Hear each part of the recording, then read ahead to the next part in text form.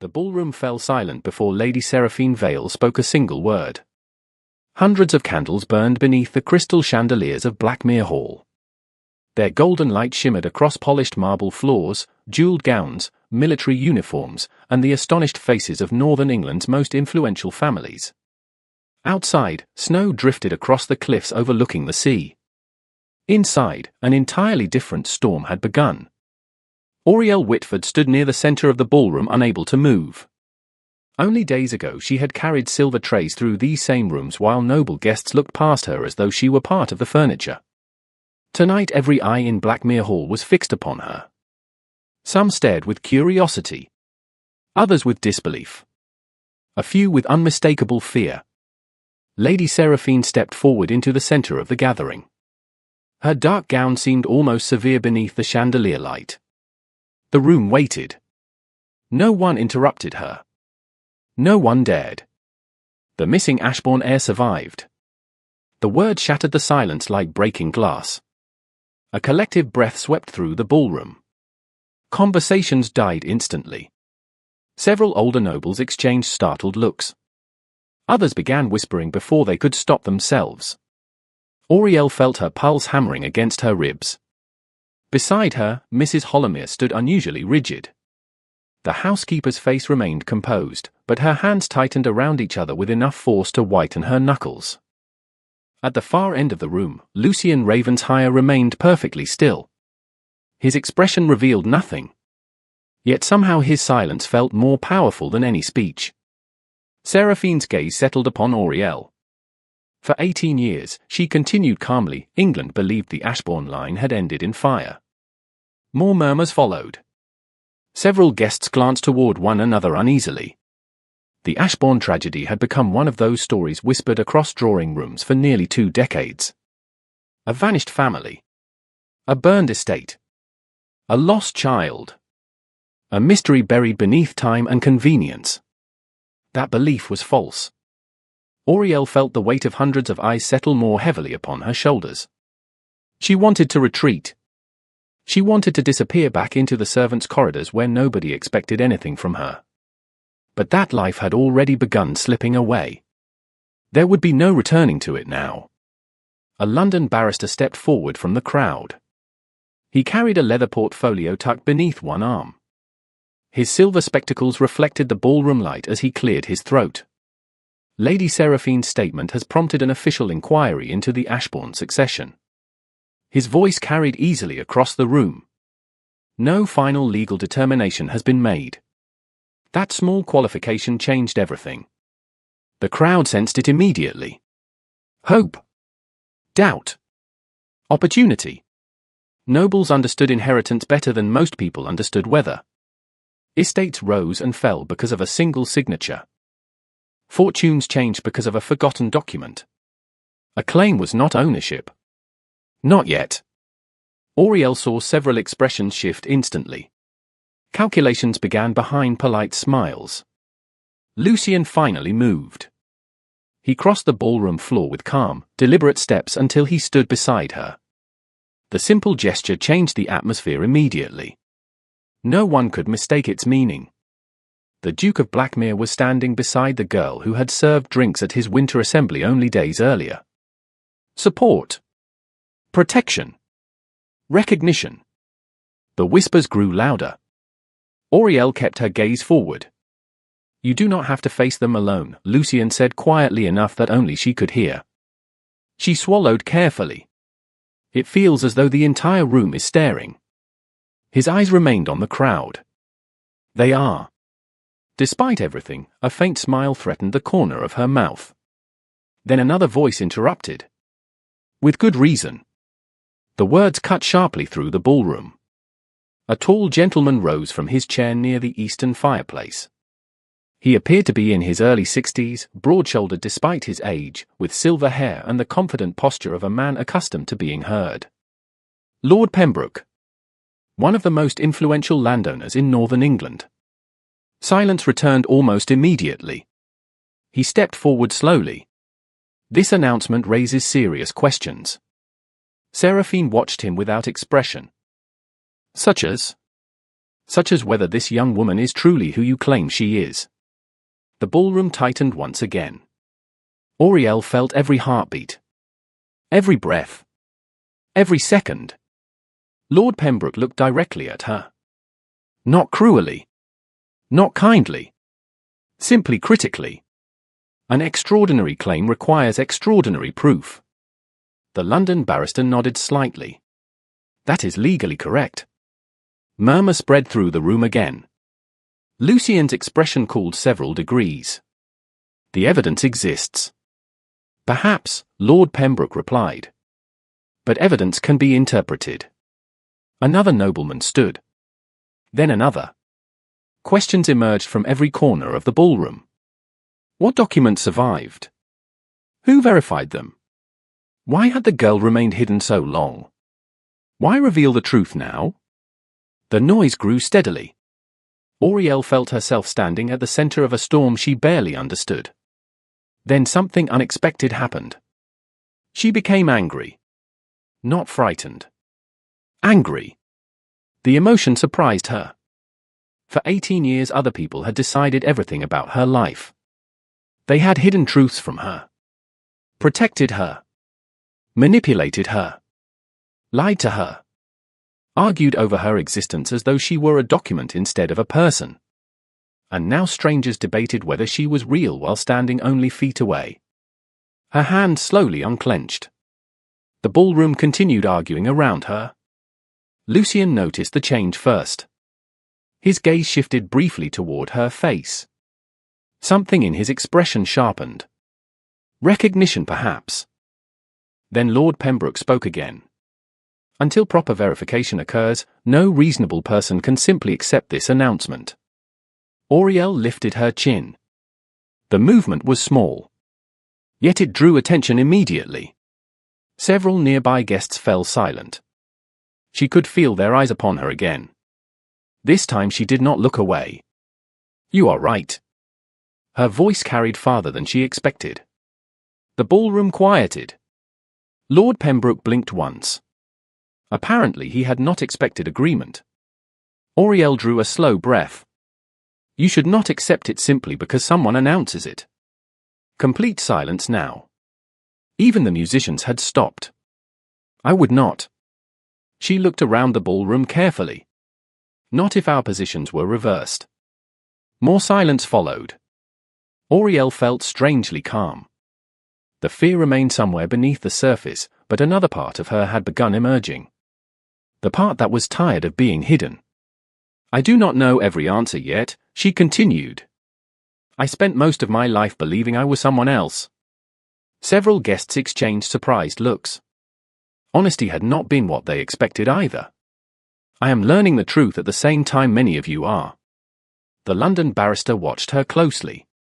Lord Pembroke remained silent. Auriel continued anyway. But whether I am Aurelia Ashbourne or not, the facts deserve to be examined honestly. A long pause followed. Then an older countess near the western wall nodded once. Small. Almost imperceptible. Yet others noticed. The atmosphere shifted again. Not acceptance. Not yet. Respect, perhaps. Lord Pembroke studied her for several moments before speaking. A sensible answer. The tension eased slightly. Not completely. Never completely. But enough. Lucien's voice came quietly beside her. Well done. She kept her eyes forward. I nearly fainted. A brief flicker of amusement touched his features. Gone almost immediately. Yet real. Before either could speak again, the main doors of the ballroom opened. Every head turned. A servant hurried inside carrying a sealed leather dispatch case. Snow clung to his coat. His breathing suggested he had crossed the estate grounds at considerable speed. He approached the London barrister directly and handed over the case. Unease moved through the room. The barrister frowned as he examined the seal. Then he opened the case. Silence deepened. His expression changed. Not dramatically. Just enough. Lucien noticed immediately. So did Seraphine. What is it? Seraphine asked. The barrister looked up slowly. Additional succession records. Lord Pembroke folded his arms. Relevant. Potentially very relevant. The room seemed to stop breathing. The barrister removed several aged documents and examined them beneath the chandelier light. His frown deepened. Then he looked directly toward Auriel. For the first time that evening, genuine uncertainty appeared in his eyes. These records suggest another surviving claimant may exist. The ballroom erupted. Gasps. Whispers. Shocked voices. Questions from every direction. Auriel felt the floor disappear beneath her. Another claimant. Another heir. Another person connected to Ashbourne. She looked toward Lucien instinctively. His face had become unreadable. Dangerous. Controlled.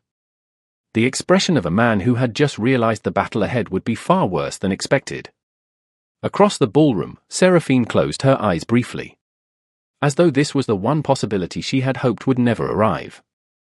The London barrister slowly lowered the documents. Ladies and gentlemen, he said carefully, it appears the Ashbourne matter is far from settled. And for the first time since learning her true name, Auriel understood that reclaiming her identity might be only the beginning of the war.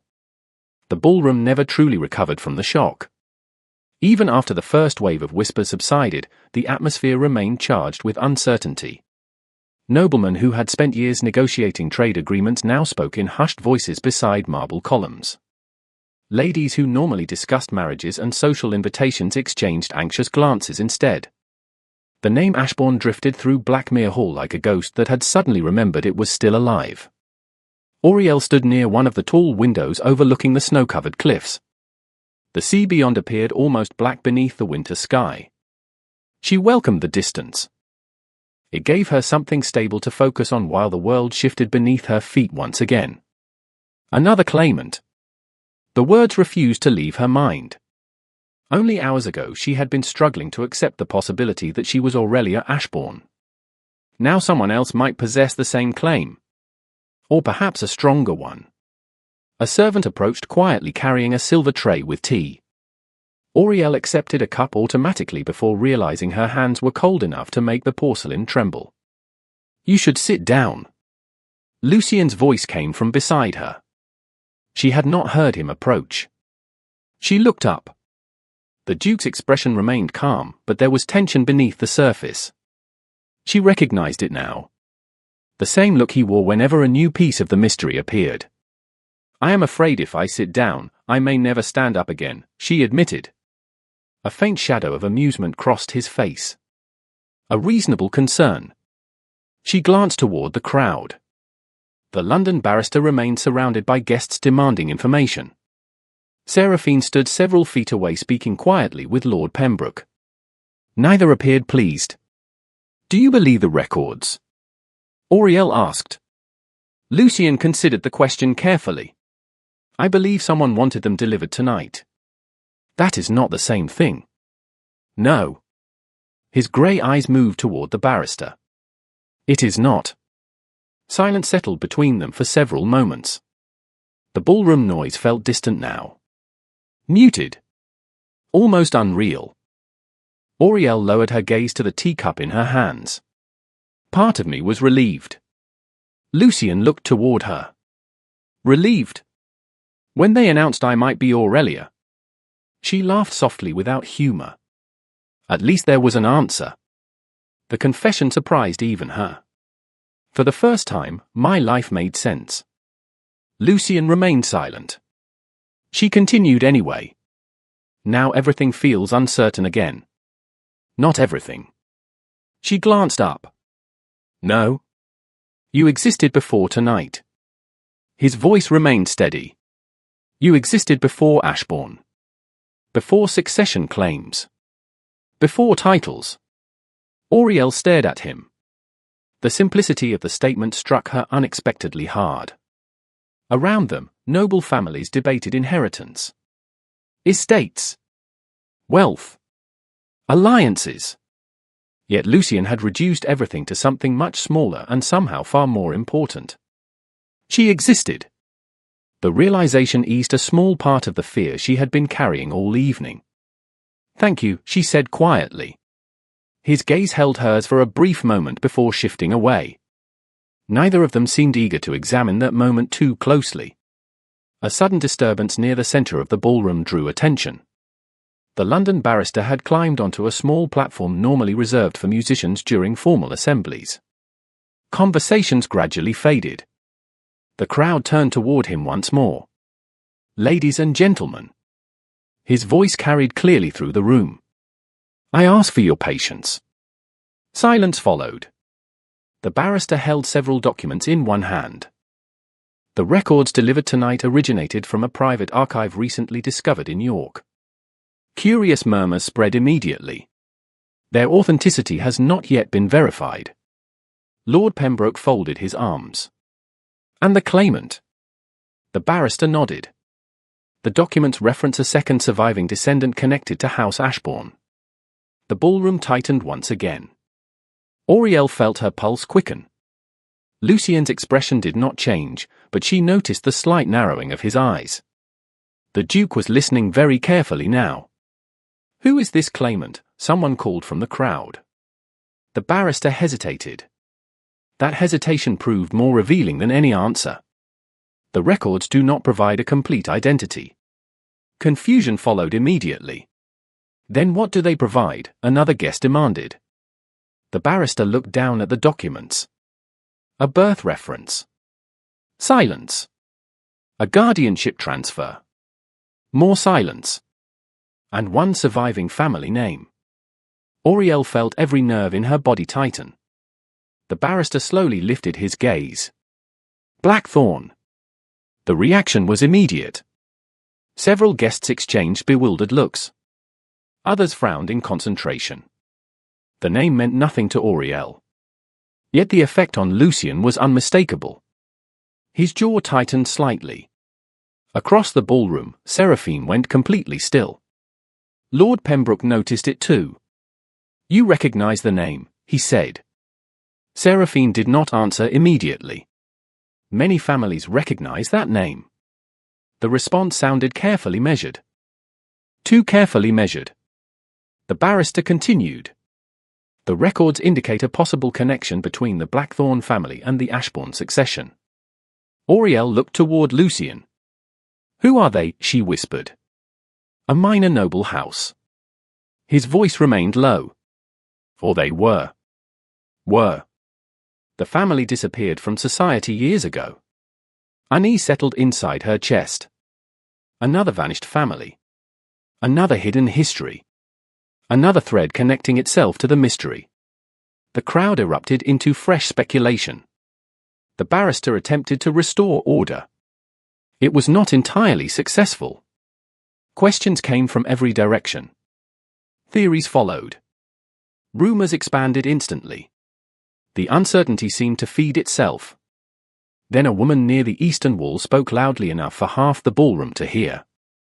Convenient timing. Silence spread outward from her words. She was elderly. Elegant. Sharply intelligent. The Dowager Countess of Northbridge. One of the most respected women in the county. "What do you mean?" Lord Pembroke asked. The Countess looked toward the barrister. "A missing heir appears after 18 years. She gestured toward Auriel. "Then another heir appears the same evening." Her gaze sharpened. "Somebody wishes to create confusion." The statement landed heavily. Because it made sense. Too much sense. Lucien's attention remained fixed on the documents. "Perhaps," he said quietly. The Countess turned toward him. "You disagree?" "No." His expression darkened slightly. "I believe you may be correct." The ballroom fell silent once more. The Duke of Blackmere rarely offered opinions casually. When he spoke, people listened. "Then someone sent those records deliberately," Lord Pembroke said. "Yes." "To challenge the Ashbourne claim." "Possibly." Auriel felt cold move through her chest. Not because of the accusation. Because of the implication. Someone was already acting. Already maneuvering. Already preparing for a battle she barely understood. Lucien looked toward her. For one brief moment the crowd disappeared. The ballroom disappeared. Everything disappeared except the certainty in his eyes. "This is not over," she said quietly. "No." His answer came immediately. "It is only beginning." Before she could respond, another servant hurried into the ballroom. Snow clung to his boots. His face appeared pale beneath the candlelight. He crossed directly toward the London barrister and whispered something into his ear. The barrister's expression changed instantly. Auriel saw it happen. Surprise first. Then concern. Then something much closer to alarm. The room sensed it as well. Silence spread rapidly. "What is it?" Lord Pembroke demanded.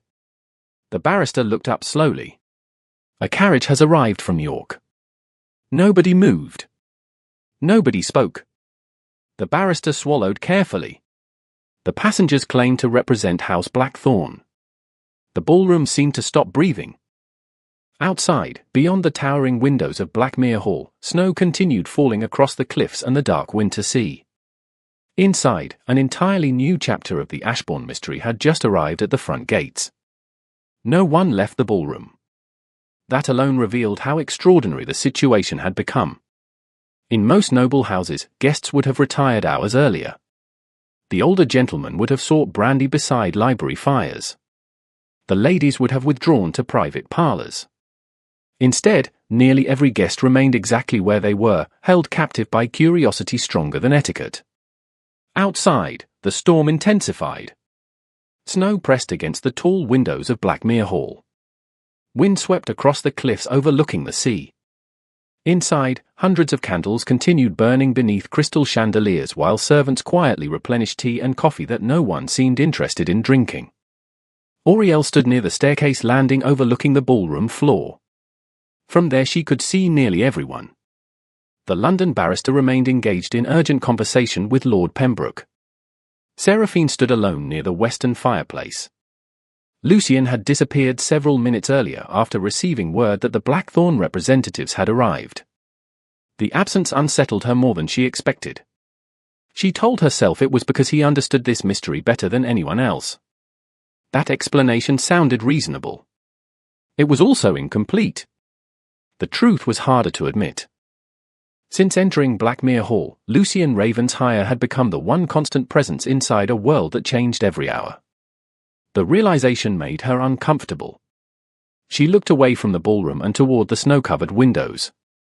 A movement below caught her attention. The front courtyard remained visible through the glass.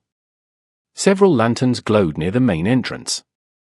Dark figures crossed the snow. Among them stood Lucien. Even from this distance, his posture was unmistakable. Tall. Controlled. Unmoving. Opposite him stood two strangers. One appeared elderly. The other significantly younger. Auriel could not make out their faces. Only silhouettes beneath the winter darkness. A voice interrupted her thoughts. "You are watching him." Auriel turned. Seraphine stood beside her. She had approached so quietly that Auriel had not heard a single footstep. "I was watching the courtyard," Auriel replied carefully. Seraphine's mouth curved slightly. "Of course." The older woman followed her gaze toward the windows. Silence settled between them. Not comfortable silence. Not hostile silence. Something more complicated. Since learning fragments of the truth, Auriel had stopped viewing Seraphine as a simple villain. The problem was that she had not yet learned what to view her as instead. "Do you know the Blackthornes?" Auriel finally asked. Seraphine remained quiet for several seconds. "I knew of them." "That sounds different." "It is." Her eyes remained fixed on the courtyard below. They were never important enough to attract attention. Which is why their appearance tonight concerns me. Auriel frowned slightly.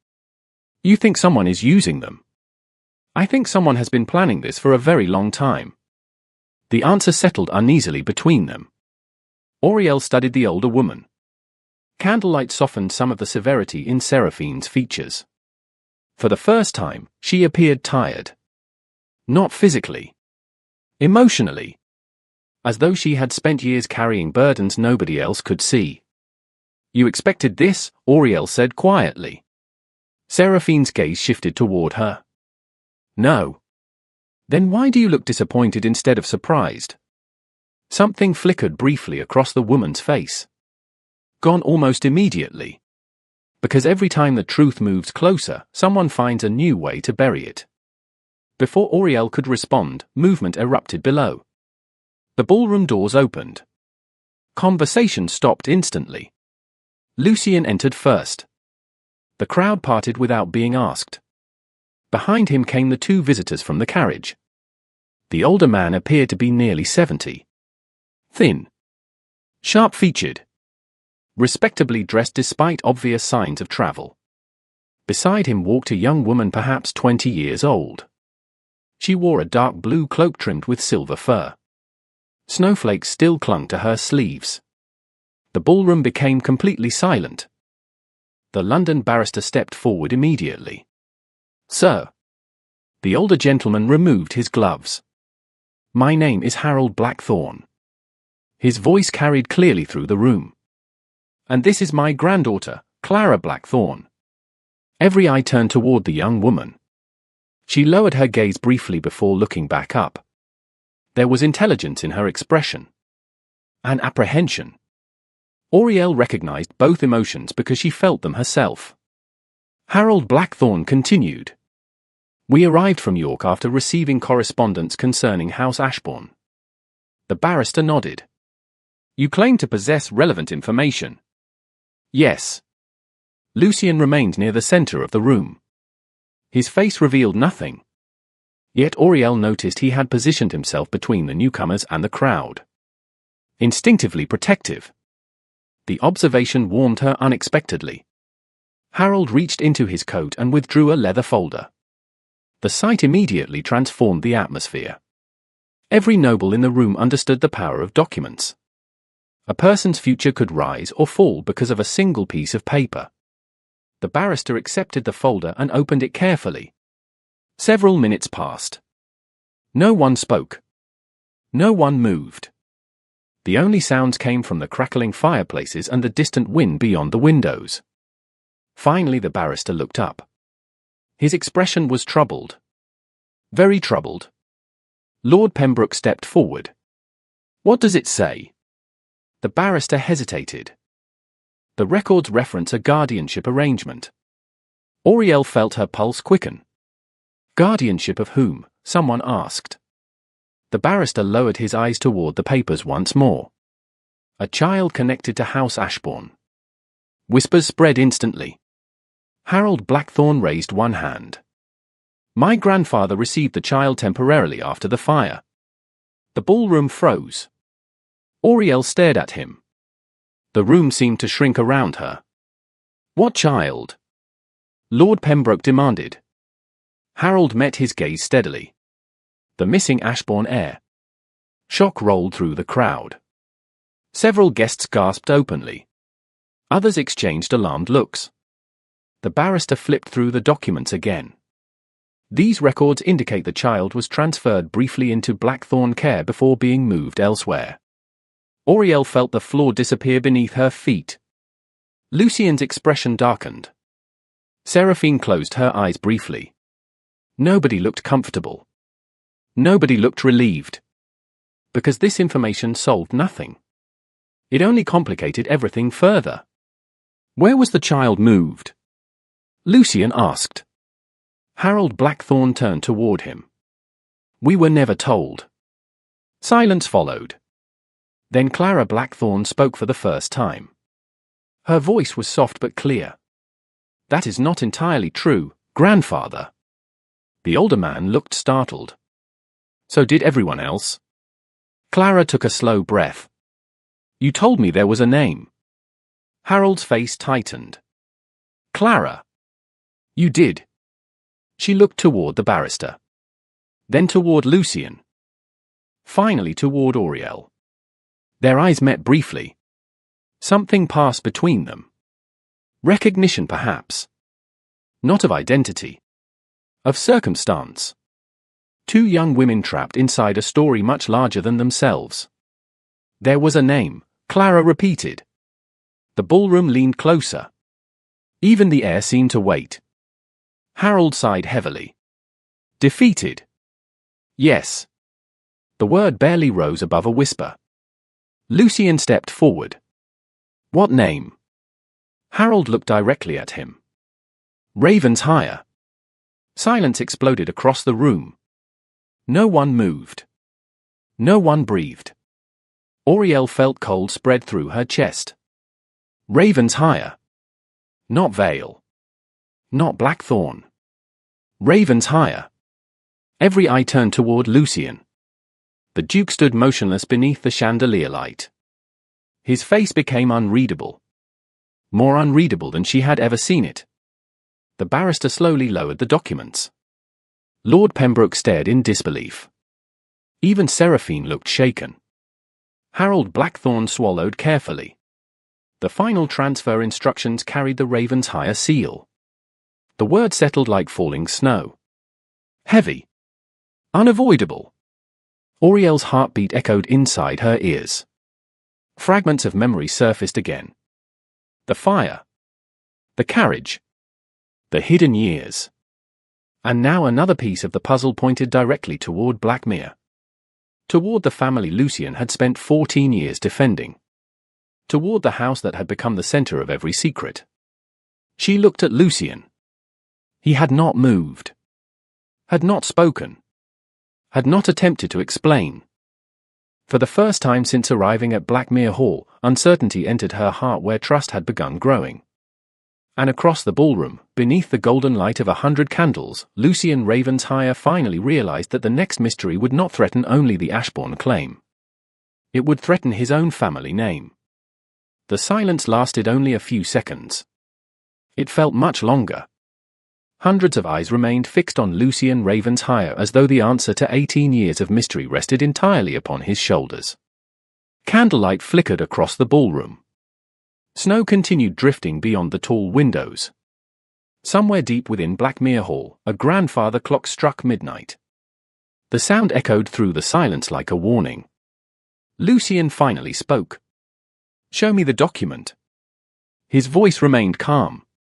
Too calm. The London barrister handed over the Blackthorn records without hesitation. The Duke studied them beneath the chandelier light while the room waited. No one interrupted him. No one dared. Auriel watched carefully. She had spent weeks learning the small changes in his expression. The slight tightening of his jaw when something troubled him. The subtle narrowing of his eyes when a detail demanded closer examination. Now she saw both. Lucien turned another page. Then another. The silence stretched. Finally he looked up. "These records are genuine." A murmur swept through the ballroom immediately. Lord Pembroke stepped forward. "Then the Ravensire seal is authentic." Lucien met his gaze directly. "Yes."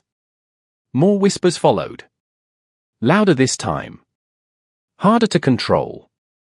Auriel felt cold settle deeper inside her chest. She had prepared herself for many possibilities. Not this one. Not evidence connecting Blackmere directly to her disappearance. Lucien handed the documents back to the barrister. However, authenticity does not prove guilt. Lord Pembroke folded his arms. Perhaps not. His eyes sharpened. But it does raise questions. It should. The answer came immediately. The Duke's willingness to acknowledge the problem surprised several people. Auriel noticed it. So did the others. Lucien was not defending his family blindly. He was following the evidence wherever it led. The realization should have reassured her. Instead it complicated everything. Because part of her wanted him to have answers. Part of her wanted certainty. Yet certainty was becoming increasingly rare. Harold Blackthorn cleared his throat. The older man appeared uncomfortable beneath so much attention. "There is something else." Every head turned toward him. Even Lucian. "What do you mean?" the barrister asked. Harold glanced toward his granddaughter before answering. "The man who delivered the transfer instructions visited our estate personally." The ballroom fell silent once more. Lord Pembroke frowned. "You met him?" "Briefly." "And you remember him?" Harold hesitated. "Not clearly." Disappointment moved through the crowd. Then Clara Blackthorne spoke again. "He remembers more than he admits." Harold closed his eyes briefly. The gesture carried the exhaustion of a man who had spent years avoiding old memories. "Grandfather," Clara said softly, "you told me the story many times." Harold looked toward her. For a moment neither spoke. Then the older man sighed. "Very well." He turned back toward the room. "I was young then. Younger than many of you imagine." A few polite smiles appeared. They vanished quickly. Harold continued. The fire had already become national news. Everyone knew about Ashbourne Manor. Everyone believed the family was gone. He swallowed carefully. Then one winter evening a carriage arrived. Auriel felt her heartbeat quicken. Fragments of memory stirred somewhere deep inside her mind. Snow. Darkness. A carriage. The man carried official papers. Harold's gaze drifted toward the ballroom windows as though seeing another winter long ago. He said a child required temporary protection. Lucian remained perfectly still. What did he look like? Harold frowned in concentration. Tall. Not helpful. The room knew it. Harold seemed aware of that as well. Dark coat. Dark hair. Still not enough. Anything else? The barrister asked. Harold closed his eyes. Silence followed. Long enough that several guests shifted impatiently. Then something changed. The older man's expression sharpened slightly. Memory returning. There was a ring. The room became still again. Auriel leaned forward unconsciously. Harold opened his eyes. A silver ring. Lucian's gaze narrowed.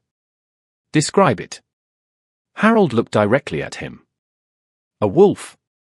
No one spoke. The word seemed to hang in the air. Heavy. Inescapable. The raven's higher crest. Auriel felt her stomach tighten. Across the room, Seraphine's expression darkened. Lord Pembroke stared openly at Lucian now. Several guests began whispering again. This time nobody attempted to stop them. The implications had become impossible to ignore. Harold continued quietly. I remember the ring because it caught the firelight when he signed the transfer papers. Lucian's face remained unreadable. Yet Auriel noticed his hands. One had closed into a fist before relaxing again. Did you know his name? The barrister asked.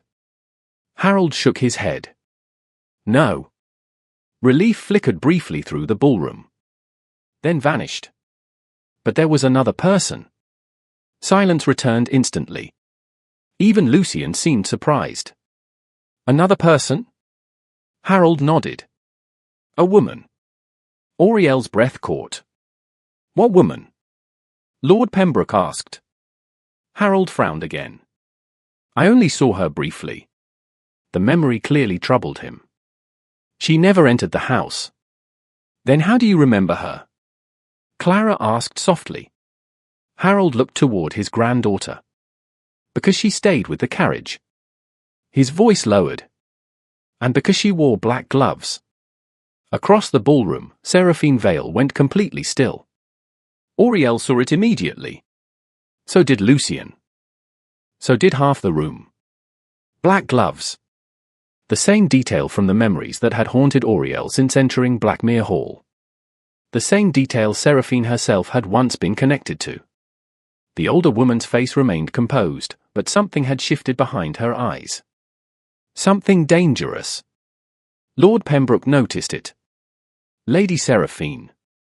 She lifted her gaze slowly. Yes? You appear troubled. A faint smile touched her lips. It never reached her eyes. Should I not be? The answer revealed nothing. Yet somehow it revealed too much. Auriel felt the room tightening around them. Piece by piece, old secrets were resurfacing. Not cleanly. Not neatly. Every answer seemed to create two new questions. Harold looked exhausted now, as though revisiting the past carried its own cost. Clara stepped closer to him. Protective. Gentle. Auriel recognized the gesture immediately. Family. Loyalty. The simple comfort of knowing where one belonged. A painful ache moved through her chest. She had spent most of her life believing she possessed those things. Then she learned her identity had been borrowed. Her history hidden. Her future stolen before she was old enough to understand what any of it meant. There is one more thing, Harold said suddenly. The ballroom quieted again. Lucien looked toward him. What? The older man hesitated. Longer than before. His face had gone pale. Clara touched his arm. Grandfather. Harold swallowed carefully. The man with the Ravensheim ring was not alone when he arrived. Confusion spread through the room. You already mentioned the woman, Lord Pembroke said. Not her. Harold's voice sounded distant now. Someone else. Silence. Complete silence. Harold stared toward the ballroom entrance as though another memory had finally emerged from the darkness. A witness. The word landed softly. Yet it struck harder than any accusation. Lucien stepped forward. A witness to what? Harold looked directly at him. To the fire. Nobody moved. Nobody breathed. Harold's hands trembled slightly. An old servant from Ashbourne Manor. The room seemed to freeze. Auriel felt her pulse pounding in her ears. A witness. Someone who had survived. Someone who might know what happened. Someone who might finally answer the questions that had haunted every life connected to Ashbourne. Who was this servant? The barrister asked. Harold closed his eyes briefly. When he opened them again, genuine regret filled his expression. I do not know his full name. Disappointment swept through the room. Then Harold continued. But I know where he lived. Hope returned immediately. Lucien's voice remained steady. Where? Harold took a slow breath. A fishing village on the northern coast. Auriel felt the world stop. Because she already knew the answer before he spoke it. Somewhere deep inside her heart, she knew. Harold looked toward her. Dunmere. The ballroom vanished. The noise vanished. Everything vanished except that single name. Her village. The place where she had grown up. The place where her adoptive mother had raised her. The place where someone connected to the fire had been hiding all along. And as the realization spread through the room, Lucien Ravensheim understood exactly what had to happen next. They would have to return to the place where Auriel's stolen life had truly begun. Dunmere changed everything. The name lingered over the ballroom long after Harold Blackthorne spoke it. Guests who had never heard of the small fishing village suddenly treated it as the center of England. Every conversation returned to the same question. If a surviving witness had lived there, what had he known? More importantly, who had kept him hidden? Auriel stood motionless beneath the chandelier light while memories drifted through her mind. Narrow coastal roads. Salt carried on winter wind. Small cottages facing the sea. The harbour where she had spent countless mornings watching fishing boats disappear into grey horizons. Dunmere had always felt ordinary. Safe. Now it seemed connected to every secret surrounding her life. Lucien broke the silence first. When did you last hear of this witness? Harold Blackthorne looked exhausted. Years ago. How many? Perhaps 6. Disappointment moved through the room immediately. 6 years was a long time. Enough time for people to move. Enough time for records to disappear. Enough time for trails to grow cold. Yet Lucien did not appear discouraged. If anything, His attention sharpened. Who told you he lived there? Harold hesitated. My father. And your father learned this how? The witness visited our estate twice after the transfer. A murmur swept through the ballroom. New information. Another missing piece. Harold continued. He seemed frightened. Auriel felt cold move through her chest. Frightened. The same word appeared again and again whenever the past resurfaced. Frightened servants. Frightened mothers. Frightened children. Entire lives shaped by fear. Did he leave a name? Lucien asked. Harold shook his head. Only an initial. The Duke's expression remained calm. Which was? M. Silence followed. The answer solved nothing. Yet somehow it felt important. Auriel noticed Seraphine watching Harold carefully. The older woman seemed to be searching her memory as well. Then Lord Pembroke cleared his throat. This discussion can continue tomorrow. Several guests nodded immediately. The hour had grown late. Fatigue showed on nearly every face. Even curiosity had limits. The London barrister agreed. A formal review of the records should begin in the morning. The crowd slowly began dispersing. Not happily. Reluctantly. Like people forced to leave a play before the final act. Within minutes, servants were escorting guests toward private chambers while footmen extinguished some of the candles. The ballroom gradually emptied. Auriel remained where she was. Her thoughts felt tangled beyond reason. Dunmere. Ravensmire. Blackthorn. Ashbourne.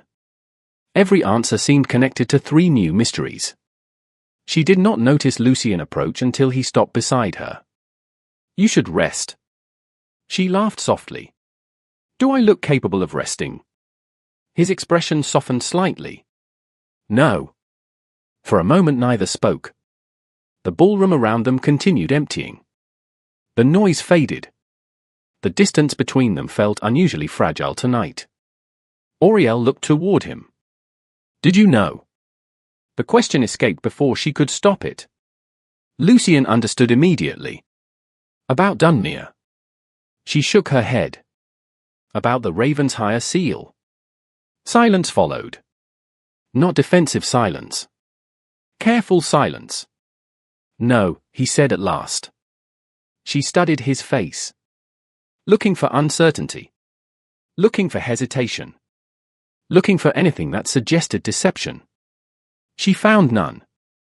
You believe me? He asked quietly. Auriel hesitated. The answer mattered. More than she wanted to admit. I believe you believe it. Something shifted briefly in his expression. Not anger. Something closer to disappointment. Yet he nodded once. Fair enough. The honesty of the response hurt unexpectedly. Before either could continue, footsteps echoed across the marble floor. Mrs. Holomere approached carrying a sealed envelope. The housekeeper's expression was unusually severe. Your Grace. Lucien turned immediately. What is it? She handed him the letter. This arrived from the council chamber 20 minutes ago. The moment he saw the seal, his face hardened. Auriel noticed it instantly. So did Mrs. Holomere. What happened? She asked. Lucien broke the seal and unfolded the letter. He read silently. Once. Then again. The room seemed to grow colder. Lucien. He lowered the paper slowly. The Blackmere Council has arrived. Auriel frowned. Council. Mrs. Holomere answered before he could. Senior estate trustees. Family advisors. Legal overseers. Her voice carried clear disapproval. People who believe they own opinions about everything. Lucien almost smiled. Almost. An accurate description. Unease settled inside Auriel's chest. Why are they here? He met her gaze. Because the Ashbourne claim threatens Blackmere. The words landed heavily. She had known this in theory. Hearing it aloud felt different. More real. More dangerous. Lucien folded the letter carefully. They want a meeting at dawn. About me? He did not answer immediately. Which was answer enough. Auriel looked away toward the dark windows. Snow continued falling outside. Endless. Silent. Beautiful. For the first time since arriving at Blackmere Hall, she felt truly alone. Not because she lacked allies. Because she finally understood the scale of what she represented. An inheritance dispute was not simply about money. It was about power. Land. Influence. Generations of alliances. If she truly was Aurelia Ashbourne, entire noble houses could gain or lose fortunes depending on the outcome. What will they ask? She said quietly. Lucien's jaw tightened. Whether supporting your claim remains in Blackmere's interest. The answer struck harder than she expected. Not because it surprised her. Because it confirmed her deepest fear. Interests. Alliances. Estates. Those words had shaped her life long before she understood them. She turned toward him slowly. And what if they decide it does not? Silence. Long enough to hurt. Finally Lucien spoke. Then they will ask me to withdraw support. Mrs. Hollowmere looked openly furious. Let them ask. The housekeeper's loyalty warmed Auriel's heart. Yet the concern remained. Her gaze never left Lucien. Will you? Another silence followed. This one heavier than the first. Lucien looked toward the ballroom doors where the last guests were disappearing into the corridors. Then toward the snow beyond the windows. Finally back to her. No. The answer came without hesitation. Relief rushed through her so quickly it almost frightened her. She had not realized how much the answer mattered until she heard it. Lucien continued before she could speak. But my refusal has consequences. For you? For everyone. His voice remained calm. The council believes Blackmere should remain neutral until the succession investigation concludes. Auriel understood immediately. Neutral sounded reasonable. Safe. Respectable.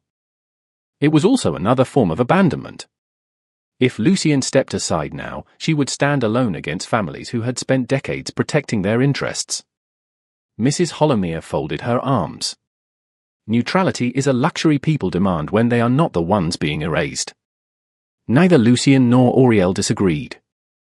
The old housekeeper glanced toward the windows. The council will not like your decision. No. Some may leave. Probably. Others may oppose you publicly.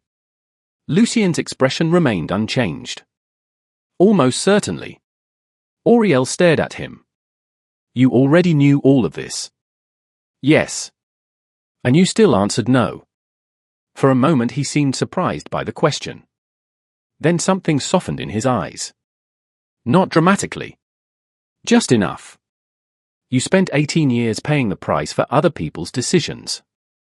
His voice lowered. I do not intend to add my name to that list. The word settled quietly between them. Auriel looked away first. Not because she wanted to.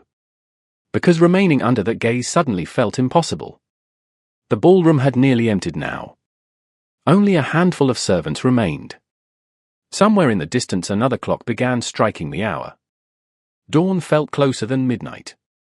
Lucien folded the council letter and slipped it into his coat pocket. Get some sleep if you can. Auriel smiled faintly. You know I will not. Yes. The corner of his mouth moved slightly. I do. He turned toward the exit. Then stopped. Something seemed to occur to him. One more thing. She looked up. What? His expression became serious again. The council meeting is private. Unease returned immediately. Meaning? Meaning if they fail to persuade me, they may attempt something else. Auriel's pulse quickened. Such as? Lucien's gaze shifted briefly toward the dark corridor beyond the ballroom doors. convincing the world that supporting Aurelia Ashbourne is a mistake. Silence followed. The implication required no explanation. Character attacks. Rumors. Doubt. Social isolation. Weapons every noble family understood perfectly. Lucien met her eyes one final time. Tomorrow will be difficult. Then he walked away. Auriel remained standing beneath the fading chandelier light long after he disappeared from view. Outside, snow continued falling across Blackmere Hall. And somewhere within the estate, powerful people were already gathering to decide whether the Duke of Blackmere would be forced to choose between his family and the woman whose life had been stolen 18 years ago. Auriel never slept. She tried. Sometime after leaving the ballroom, she returned to the chamber Blackmere Hall had assigned her weeks ago when she was still considered a servant. The room felt strangely unfamiliar now. Nothing inside it had changed. The narrow bed remained beside the window. The small wardrobe still stood against the wall. A single candle burned near the washstand. Yet everything felt different because she was different. Or perhaps she was finally becoming the person she had always been. Dawn arrived beneath a sky of iron-grey clouds. Snow covered the cliffs in smooth white layers that reflected the weak winter light. Auriel stood at the window watching the sea when a knock sounded against her door. She expected Mrs. Hollowmere. Instead, Clara Blackthorne entered. The young woman hesitated just inside the doorway. "I hope I am not intruding." Auriel shook her head. "Not at all." Clara smiled faintly. "I could not sleep either." The confession immediately eased some of the awkwardness. Auriel gestured toward the chairs beside the fireplace. "Neither could I." Clara crossed the room and sat down. For several moments neither spoke. They had only met hours earlier, yet circumstances created unusual bonds. Both of them had been pulled into a mystery older than themselves. Both had spent the night watching powerful families argue over histories they never created. "You are handling this remarkably well," Clara finally said. Auriel laughed softly. "I assure you I am not." Clara smiled. A genuine smile this time. "Then you hide it better than I would." The honesty made Auriel like her immediately. They spoke quietly for nearly half an hour. About York. About Dunmere. About the strange experience of becoming important because of events that happened before they were born. For the first time in days, Auriel felt almost normal. Then another knock interrupted them. Mrs. Hollowmere entered without waiting for permission. One glance at her face erased every trace of calm. "The council meeting has begun." Auriel stood immediately. "Already? Half an hour ago." The housekeeper's expression darkened. "And it is not proceeding well." Unease settled through the room. Clara rose slowly. "What happened?" Mrs. Hollowmere folded her hands together. The gesture alone revealed her frustration. 3 senior trustees are demanding that His Grace withdraw public support for the Ashbourne claim until the investigation concludes. Auriel looked toward the window. Somehow hearing the words aloud hurt more than she expected. Mrs. Hollowmere noticed. "Do not concern yourself with them." "That seems impossible." "Then concern yourself less." The older woman stepped closer. "Lucien Ravenshire is many things. Easily persuaded is not one of them." The statement should have reassured her. Instead it created another worry. If Lucien refused, the consequences would fall upon him. Auriel understood that now. The council was not merely questioning an inheritance dispute. They were questioning his judgment, his leadership, his loyalty to Blackmere interests. Mrs. Hollowmere seemed to read the concern in her eyes. "You are wondering whether you have become a burden." Auriel looked away. The silence answered for her. The housekeeper's expression softened unexpectedly. "Listen carefully." Her voice lowered. "No one forced Lucien Ravenshire to spend 14 years searching for answers." Auriel remained silent.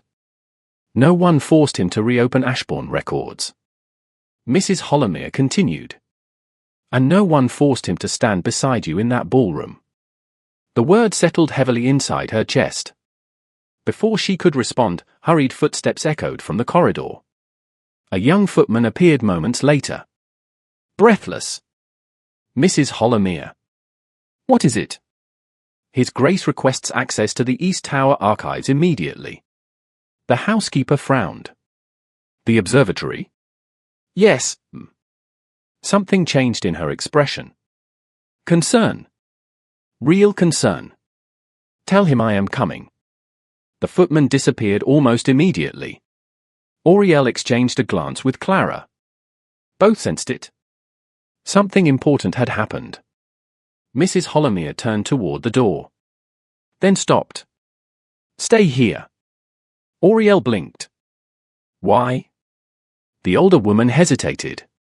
Because if Lucien has gone to the observatory during a council meeting, he is searching for something specific. Unease deepened. What? Mrs. Holomere looked toward the snow beyond the window. The final journal. Silence filled the room. Auriel remembered the observatory. The dust-covered desk. The forgotten records. The journals left behind by Lucien's father. She remembered something else as well. One volume had always seemed incomplete. There was another journal. Clara asked. Mrs. Holomere nodded slowly. A final volume disappeared after Lord Ravenshire died. Auriel felt her pulse quicken. Disappeared? No one could find it. The housekeeper's gaze sharpened. Until this morning. The room became very still. You found it? Auriel asked. Not exactly. Mrs. Holomere reached into her sleeve and removed a folded sheet of paper. It appeared old. Worn. Torn along one edge. A servant discovered this hidden inside a storage compartment behind the council chamber. Clara stepped closer. Auriel did the same. The paper contained only a few lines written in faded black ink. Yet the handwriting looked familiar. Lord Ravenshire. Lucien's father. Auriel recognized it immediately from the observatory journals. Mrs. Holomere unfolded the page completely. The final line stood alone near the bottom. If the truth ever returns to Blackmere, the missing journal must remain hidden until Lucien is prepared to doubt his own family. Silence followed. Deep and absolute. Clara stared at the paper. What does that mean? No one answered. Because the implication was obvious. The journal contained something dangerous. Dangerous enough that even Lucien's father had hidden it.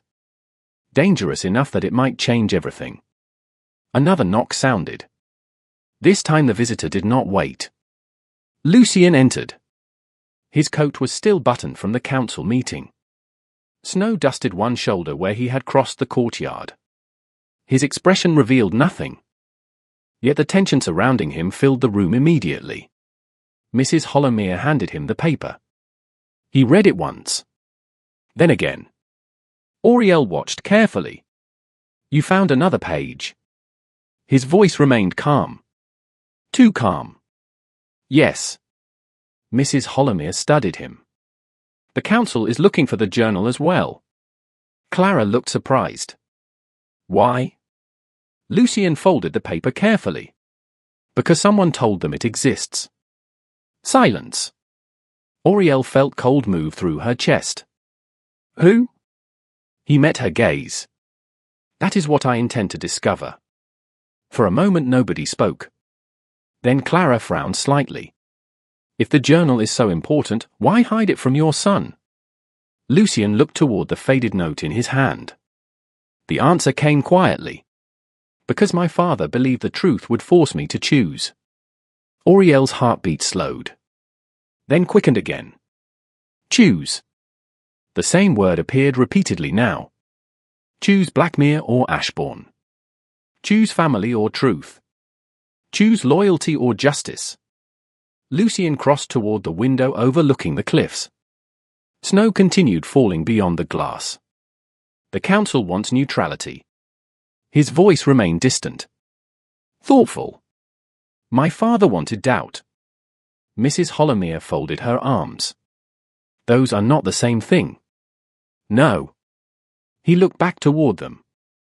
Something had changed in his expression. Determination, perhaps. Not at all. Auriel stepped closer before she could stop herself. What are you going to do? Lucien held her gaze. Long enough that the room seemed to disappear around them. Find the journal. The answer felt inevitable. Yet there was something else beneath it. Something unspoken. Auriel sensed it immediately. So did Mrs. Holomere. So did Clara. The journal was no longer merely a record of the past. It had become the key to understanding whether Blackmere had protected Aurelia Ashbourne. Or betrayed her. Then a sudden realization struck Auriel. The page said the journal should remain hidden until you were prepared to doubt your own family. Lucien's expression remained unreadable. Yes. Are you? Silence followed. Long enough to matter. Finally he looked toward the snow-covered sea. I think I already do. The word settled heavily inside the room. And somewhere within Blackmere Hall, hidden among decades of secrets, a missing journal waited to reveal why Lucien Ravenshire's father had spent his final years afraid of the truth. By late afternoon the storm had eased, but the tension inside Blackmere Hall had only grown worse. News travelled quickly through noble society. Faster than snow. Faster than reason. By the time the estate prepared for dinner, nearly every guest had heard a different version of the Ashbourne story. Some believed Aurelia Ashbourne had finally returned. Others believed she was an impostor created to seize an inheritance. A few claimed the Ravensshires had orchestrated everything from the beginning. Rumour moved through the corridors like smoke. Impossible to catch. Impossible to control. Auriel stood alone in the East Gallery watching the fading winter light spill across the cliffs. The sea below appeared restless beneath the grey sky. She understood the feeling. For the first time since arriving at Blackmere Hall, she felt trapped between two lives. Too much had changed for her to remain Auriel Whitford. Yet the world seemed unwilling to accept Aurelia Ashbourne. A soft knock interrupted her thoughts. She turned. Clara Blackthorne stood in the doorway. They are gathering downstairs. Auriel frowned slightly. For dinner? Clara hesitated. Not exactly. Unease returned immediately. What happened? Clara stepped farther into the gallery. Lord Pembroke requested a public discussion before the evening meal. Auriel stared at her. A discussion. That was the word he used. The answer did not reassure either of them. Auriel already knew what public discussions among nobles meant. Public judgment. Public scrutiny. Public pressure. She looked toward the darkening windows. And Lucien? Clara's expression became complicated. He is arguing with the council. Somehow that answer felt predictable. 30 minutes later the grand salon stood crowded once again. The room was smaller than the ballroom but no less impressive. Crystal chandeliers illuminated portraits of Ravensshire ancestors while fires burned inside 3 separate marble hearths. Nearly every guest from the winter assembly had gathered. Lord Pembroke stood near the centre of the room. The London barrister occupied a chair beside him. Several council members had also arrived. Their expression suggested they considered themselves the most important people in England. Auriel entered with Clara beside her. Conversations immediately quieted. She felt the shift at once. The attention. The curiosity. The doubt. Some guests smiled politely. Others did not bother. One council member, a severe gentleman named Sir Alastair Morton, watched her with open skepticism. Miss Whitford. The title landed sharply. Not Aurelia. Not Ashbourne. Miss Whitford. Deliberate. Auriel understood the message immediately. She inclined her head politely. Sir Alastair. The older man folded his hands behind his back. I appreciate your attendance. I was not aware attendance was optional. Several nearby guests exchanged glances. Sir Alistair's expression cooled. Directness. Interesting. Before the conversation could continue, another voice entered the room. I asked her to come. Lucien crossed the threshold. Silence followed instantly. The Duke's presence always altered a room. Tonight the effect seemed even stronger. His expression revealed little, but Auriel sensed the strain beneath his composure. The council meeting had clearly accomplished nothing pleasant. Sir Alistair looked toward him. This matter concerns Blackmere. And Ashbourne. Lucien's answer came immediately. Which is why she is here. No one challenged him. Not openly. Yet the atmosphere tightened further. Lord Pembroke cleared his throat. Perhaps we should begin. Guests gradually took their seats. Auriel remained standing near one of the windows. Lucien positioned himself several feet away. Not beside her. Not far from her. The distance felt intentional. Protective without appearing possessive. The discussion began politely enough. Questions regarding succession law. Questions regarding historical records. Questions regarding the Blackthorn documents. Yet beneath every topic lingered the same issue. Was Aurelia Ashbourne real? The conversation continued for nearly half an hour before Sir Alistair finally addressed the concern directly. There is another matter. Silence settled across the salon. Several documents now connect the Ashbourne disappearance to House Ravenshire. Every eye shifted toward Lucien. The Duke remained still. Yes. Sir Alistair seemed almost disappointed by the calm response. You acknowledge that. Facts do not become less true because they are inconvenient. A murmur moved through the room. Auriel watched carefully. The council members had expected resistance. They had expected defensiveness. Instead, Lucien continued following the evidence wherever it led. Sir Alistair studied him for a moment. Then perhaps you will answer a simple question. Ask it. The older man turned toward the assembled guests. His voice carried clearly through the salon. Why should anyone trust an investigation led by the very family now implicated in the mystery? Silence exploded across the room. Not because the question surprised anyone. Because someone had finally spoken it aloud. Auriel felt every gaze shifting again. Toward Lucien. Toward her. Toward the Ravenshire portraits lining the walls. Lord Pembroke frowned slightly. The barrister appeared uncomfortable. Clara looked alarmed. Only Sir Alistair seemed satisfied. Lucien remained motionless. The investigation is not led by Blackmere. Not officially. Sir Alistair smiled faintly. Yet everyone knows who influences it. Auriel felt anger rising unexpectedly inside her chest. The accusation was directed at Lucien, yet somehow it felt personal. She had watched him search for answers. Watched him question his own assumptions. Watched him risk his reputation repeatedly. The suggestion that he manipulated the truth felt wrong. Deeply wrong. Before she realized what she was doing, she stepped forward. The movement drew immediate attention.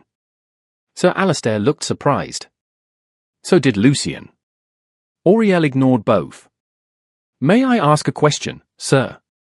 The older man blinked once. You may. Her voice remained calm. If evidence had pointed toward House Ashbourne, would you still demand the investigation continue? Sir Alistair frowned. That is not relevant. I believe it is. The room grew quieter. Auriel continued. If evidence pointed toward the Blackthorns, would you still demand answers? Of course. Then why should House Ravenshire receive special protection from scrutiny? Silence followed. Several guests exchanged thoughtful looks. Even Lord Pembroke seemed impressed. Sir Alistair's expression hardened. That is not my argument. No? Auriel met his gaze steadily. Because it sounds very much like your argument. The salon became still. Completely still. She could feel her heartbeat. Could feel the risk. Yet something inside her had finally reached its limit. Too many people had discussed her life as though she were absent. Too many people had used uncertainty as an excuse to avoid uncomfortable truths. I spent 18 years believing a lie. Her voice remained steady. If House Ravensshire helped create that lie, then I want to know. A shocked silence followed. Lucien's attention fixed upon her immediately. Auriel did not look away. And if House Ravensshire did not create it, she continued, then I want that truth as well. Lord Pembroke slowly nodded. The gesture was small but significant. Several others followed. Sir Alistair appeared increasingly frustrated. You are missing the point. Perhaps. Auriel's gaze sharpened. Or perhaps the point is that truth matters more than convenience. The words lingered in the room. Heavy.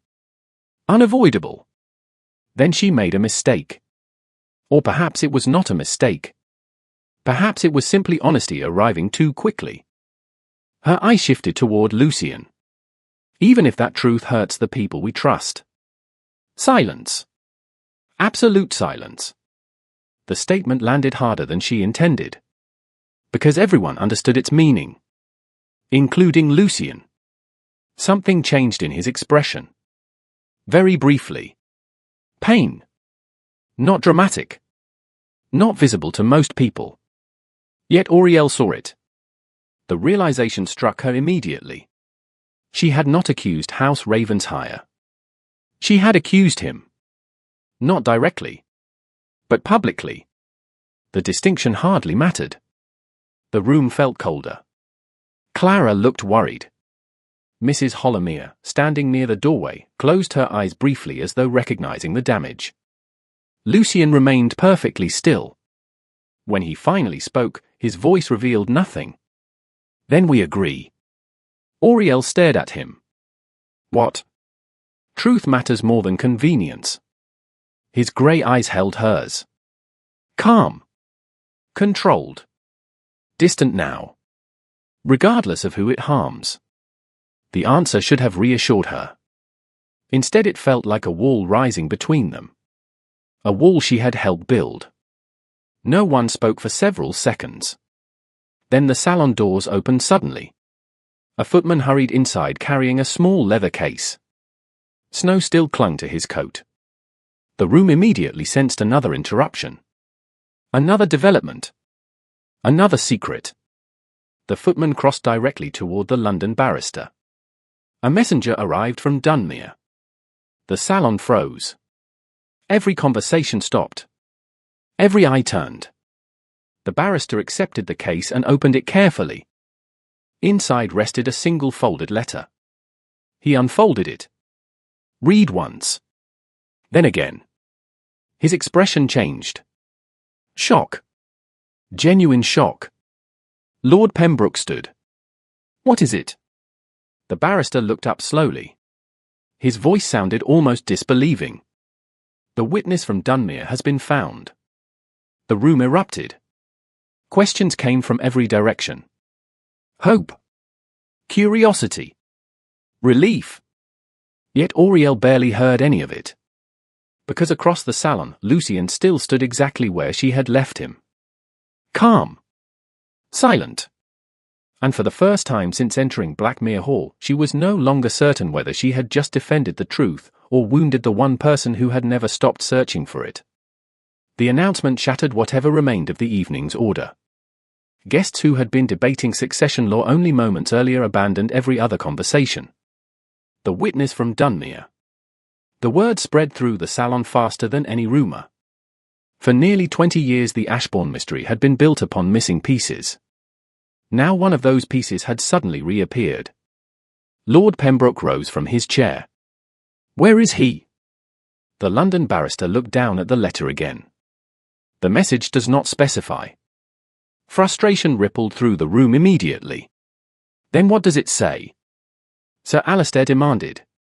The barrister unfolded the paper completely.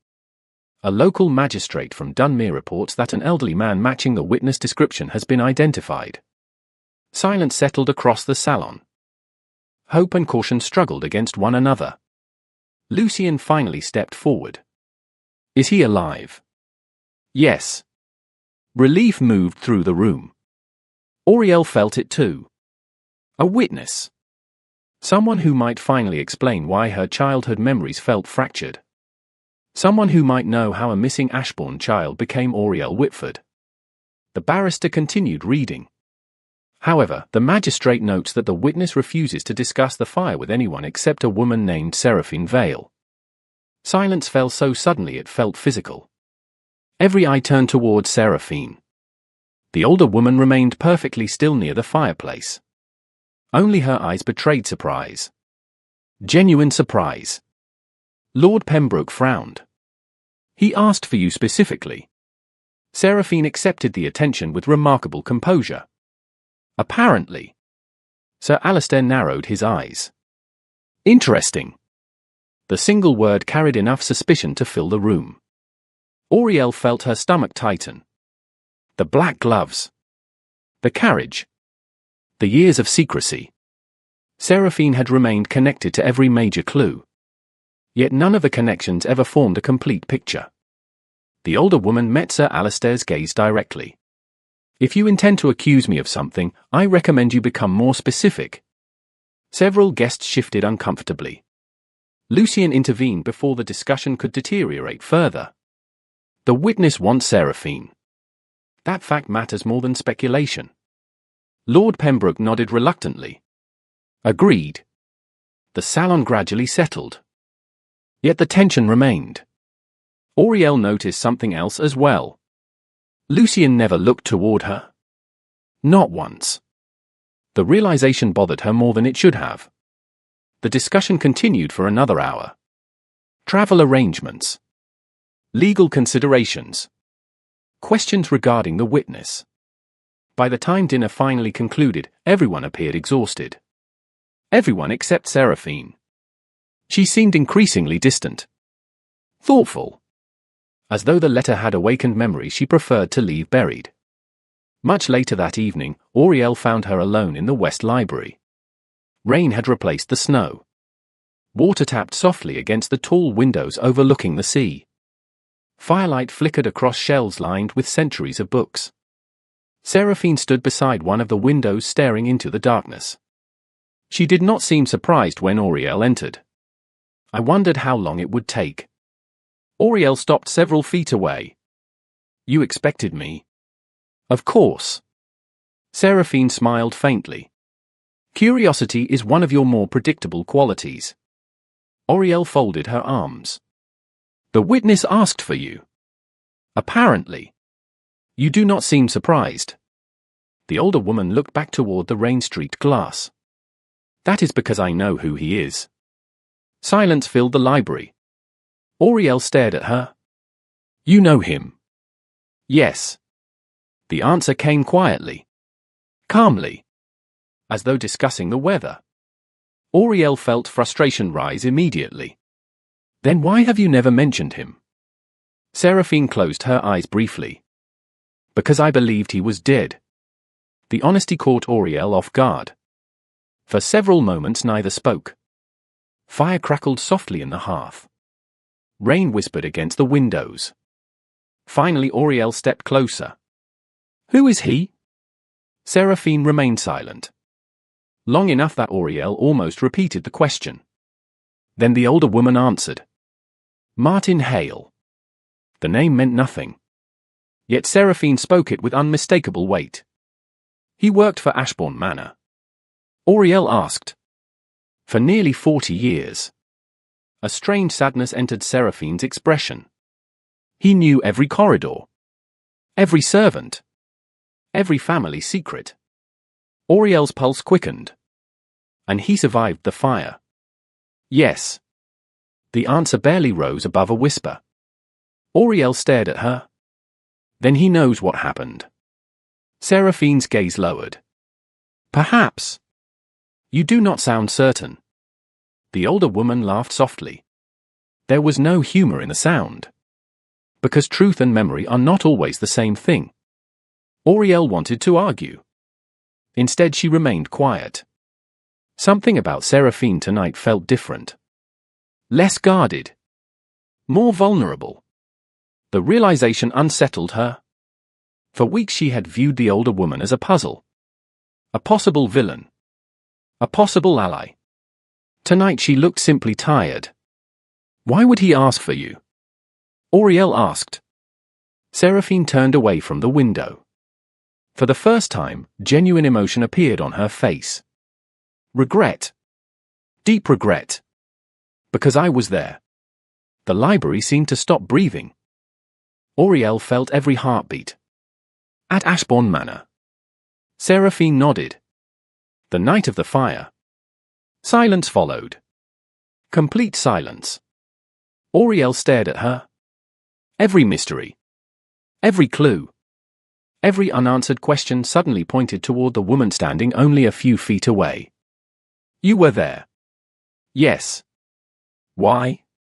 Seraphine looked toward the fire. Because your mother invited me. Auriel's breath caught. Her mother. Not Lady Ashbourne. Not some distant historical figure. Her mother. The word changed everything. Seraphine continued quietly. We had known one another since childhood. The confession felt almost impossible. You were friends. For many years. Auriel struggled to reconcile the information. Nothing about the woman before her matched the image she had created. Then why keep this secret? Seraphine's expression tightened. Because some truths become heavier with time. The answer frustrated Auriel. Yet before she could respond, Seraphine stepped toward a small writing desk near the fireplace. She opened a drawer. Reached inside. Then withdrew something wrapped in faded cloth. Auriel watched closely. Seraphine carried the bundle to a nearby table and unfolded it carefully. Inside rested a child's silver bracelet. Tarnished by age but unmistakably elegant. Auriel felt her pulse stop. She knew it immediately. Not from memory. From instinct. The bracelet felt familiar in a way she could not explain. Seraphine touched the metal gently. Your mother gave this to me the night before the fire. Auriel stared at the bracelet. Why? The older woman swallowed carefully. Because she was afraid. The answer settled heavily between them. Fear again. Always fear. Fear surrounded every part of the Ashbourne story. Afraid of what? Seraphine closed her eyes. For several moments she seemed unable to speak. Then the words finally emerged. Someone inside Ashbourne Manor. Auriel felt cold move through her chest. Not strangers. Not rivals. Someone inside the house. Someone trusted. The implication changed everything. Seraphine looked toward her. Tears glimmered briefly in her eyes before disappearing. Your mother believed someone intended to destroy the Ashbourne line. The room spun slightly. Auriel gripped the edge of the table. Who? The question escaped as little more than a whisper. Seraphine shook her head slowly. I never learned the name. Disappointment struck immediately. Then another realization followed. But Martin Hale might know. Seraphine nodded. Yes. Silence returned. This time it felt different. Closer. More fragile. Auriel looked at the bracelet once more. Then toward the woman who had carried it for 18 years. You cared about her. Seraphine's composure finally cracked. Only slightly. Yet enough. Very much. The answer carried more grief than Auriel expected. For the first time she saw beyond the secrets. Beyond the manipulation. Beyond the mysteries. She saw a woman who had lost a friend and spent nearly 2 decades carrying the weight of that loss. Neither spoke for several moments. Finally Auriel asked the question that had haunted her since arriving at Blackmere Hall. Why did you help me? Seraphine looked directly at her. Firelight reflected in her eyes. Because I promised her I would. Silence filled the library. Deep and absolute. Then another realization surfaced. One that made Auriel's heart begin pounding all over again. You said my mother was afraid of someone inside Ashbourne Manor. Seraphine nodded. Yes. And Martin Hale survived. He did. Auriel took a slow breath. Then if Martin Hale speaks. Seraphine's gaze sharpened immediately. She understood.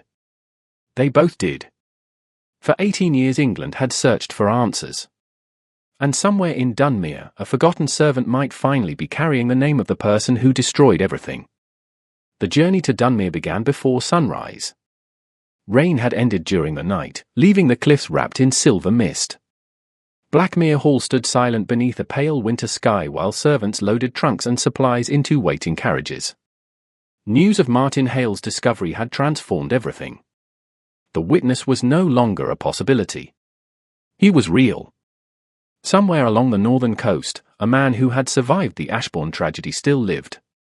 And according to Seraphine, he might know the truth that England had spent 18 years searching for. Auriel stood beneath the stone archway overlooking the courtyard. Cold air carried the scent of salt from the sea.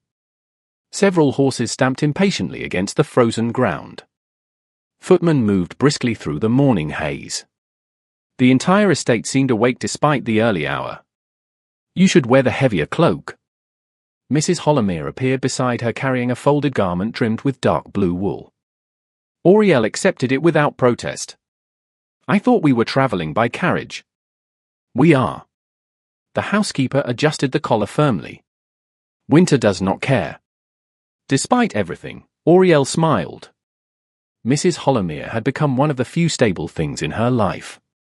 The older woman noticed the smile immediately. There it is. Auriel blinked. What? The expression you used to have before noble society discovered your existence. The comment startled a laugh from her. It faded quickly. Too much uncertainty remained. Too many unanswered questions waited in Dunmere. Mrs. Holomere seemed to understand. Her expression softened. Whatever Martin Hale reveals, you will face it. Auriel nodded slowly. She hoped that was true. Movement across the courtyard caught her attention. Lucian emerged from the main entrance accompanied by the London barrister and Lord Pembroke. They appeared deep in conversation. Serious conversation. The kind that never brought good news. Auriel watched them approach. Lucian looked tired. Not physically. Emotionally. The past several days had forced him to question everything he thought he knew about his family. Yet he carried himself with the same calm authority that seemed woven into his very nature. The sight of him stirred an uncomfortable mixture of emotions. Gratitude. Trust. Doubt. Regret. Especially regret. The memory of the salon remained fresh. Her public challenge. His silence afterward. Neither had addressed it. Neither had apologized. The distance remained. Small but undeniable. Lucian stopped several feet away. We leave in 10 minutes. Auriel nodded. Has there been news? Only speculation. His answer remained professional. Controlled. Not cold. Yet not warm either. The distinction hurt more than she expected. Before the conversation could continue, another carriage rolled into the courtyard. Every head turned immediately. The vehicle bore no family crest. No identifying markings. Just weathered black paint and mud from long roads. A servant hurried forward. Moments later the door opened. A thin gentleman stepped down carefully. He appeared to be in his late 50s. Respectably dressed. Unremarkable at first glance. Yet the effect of his arrival was immediate. The London barrister stiffened. Lord Pembroke frowned. Lucian's expression darkened. Who is that? Auriel asked quietly. No one answered at first. Then Lord Pembroke spoke. Edmund Vale.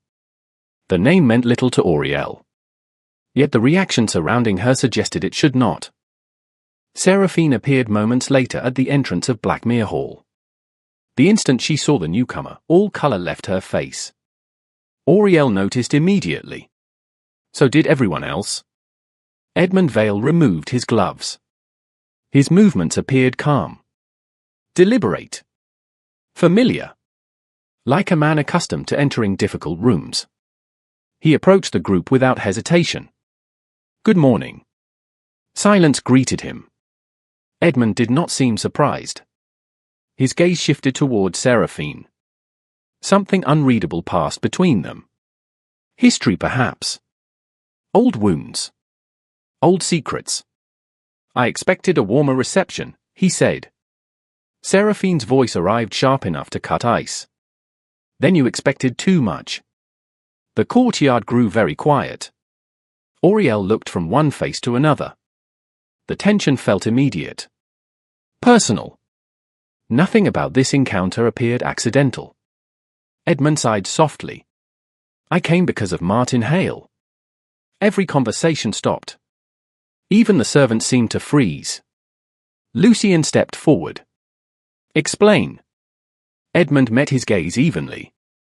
"I know who he is." Silence followed. Heavy and dangerous. Lord Pembroke folded his arms. "That is a remarkable coincidence." "Not really." Edmund's expression remained calm. "I have been searching for him as well." Auriel felt cold settle through her chest. Another person searching.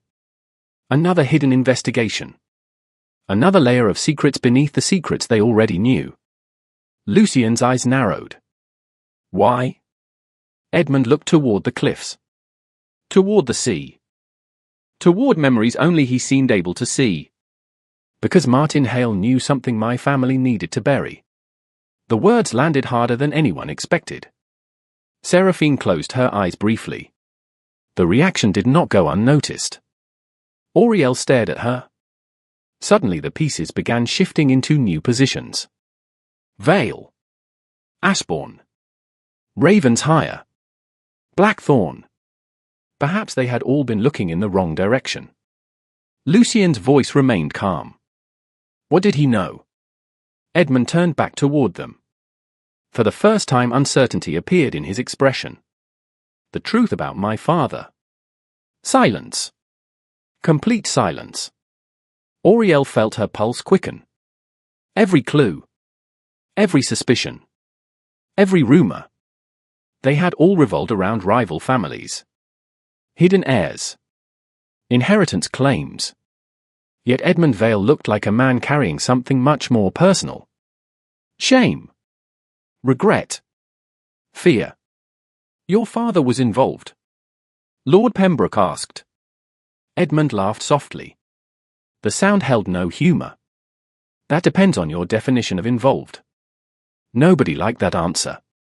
Especially not Lucien. "Try again." Edmund met his gaze. "My father spent the final years of his life terrified that Martin Hale would speak publicly." The courtyard seemed to stop breathing. Seraphine lowered her eyes. Mrs. Holomere looked openly alarmed.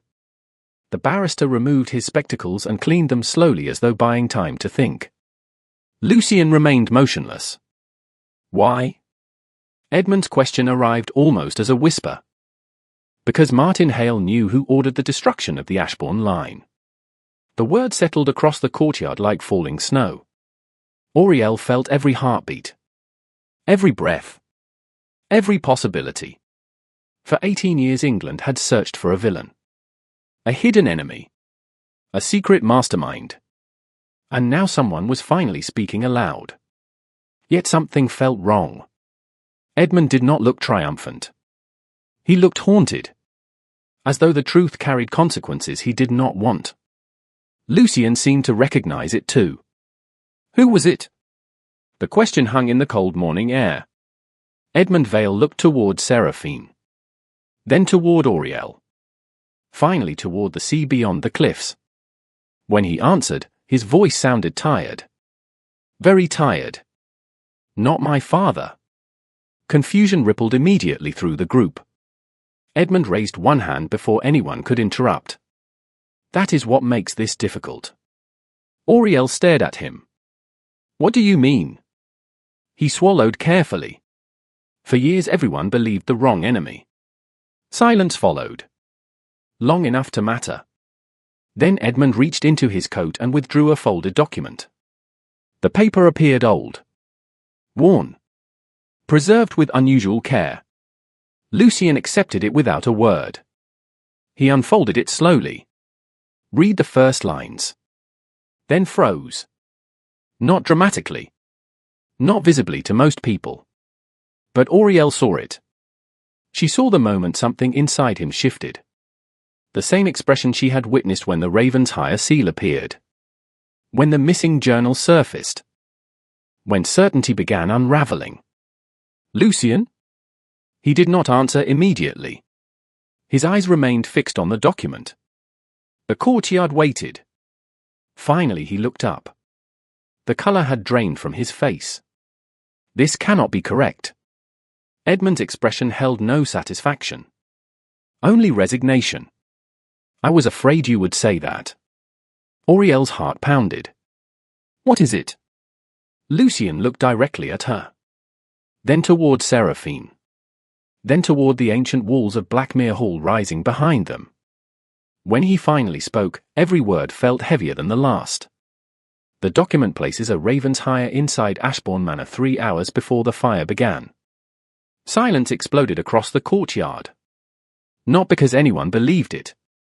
Because everyone suddenly realized it might be true.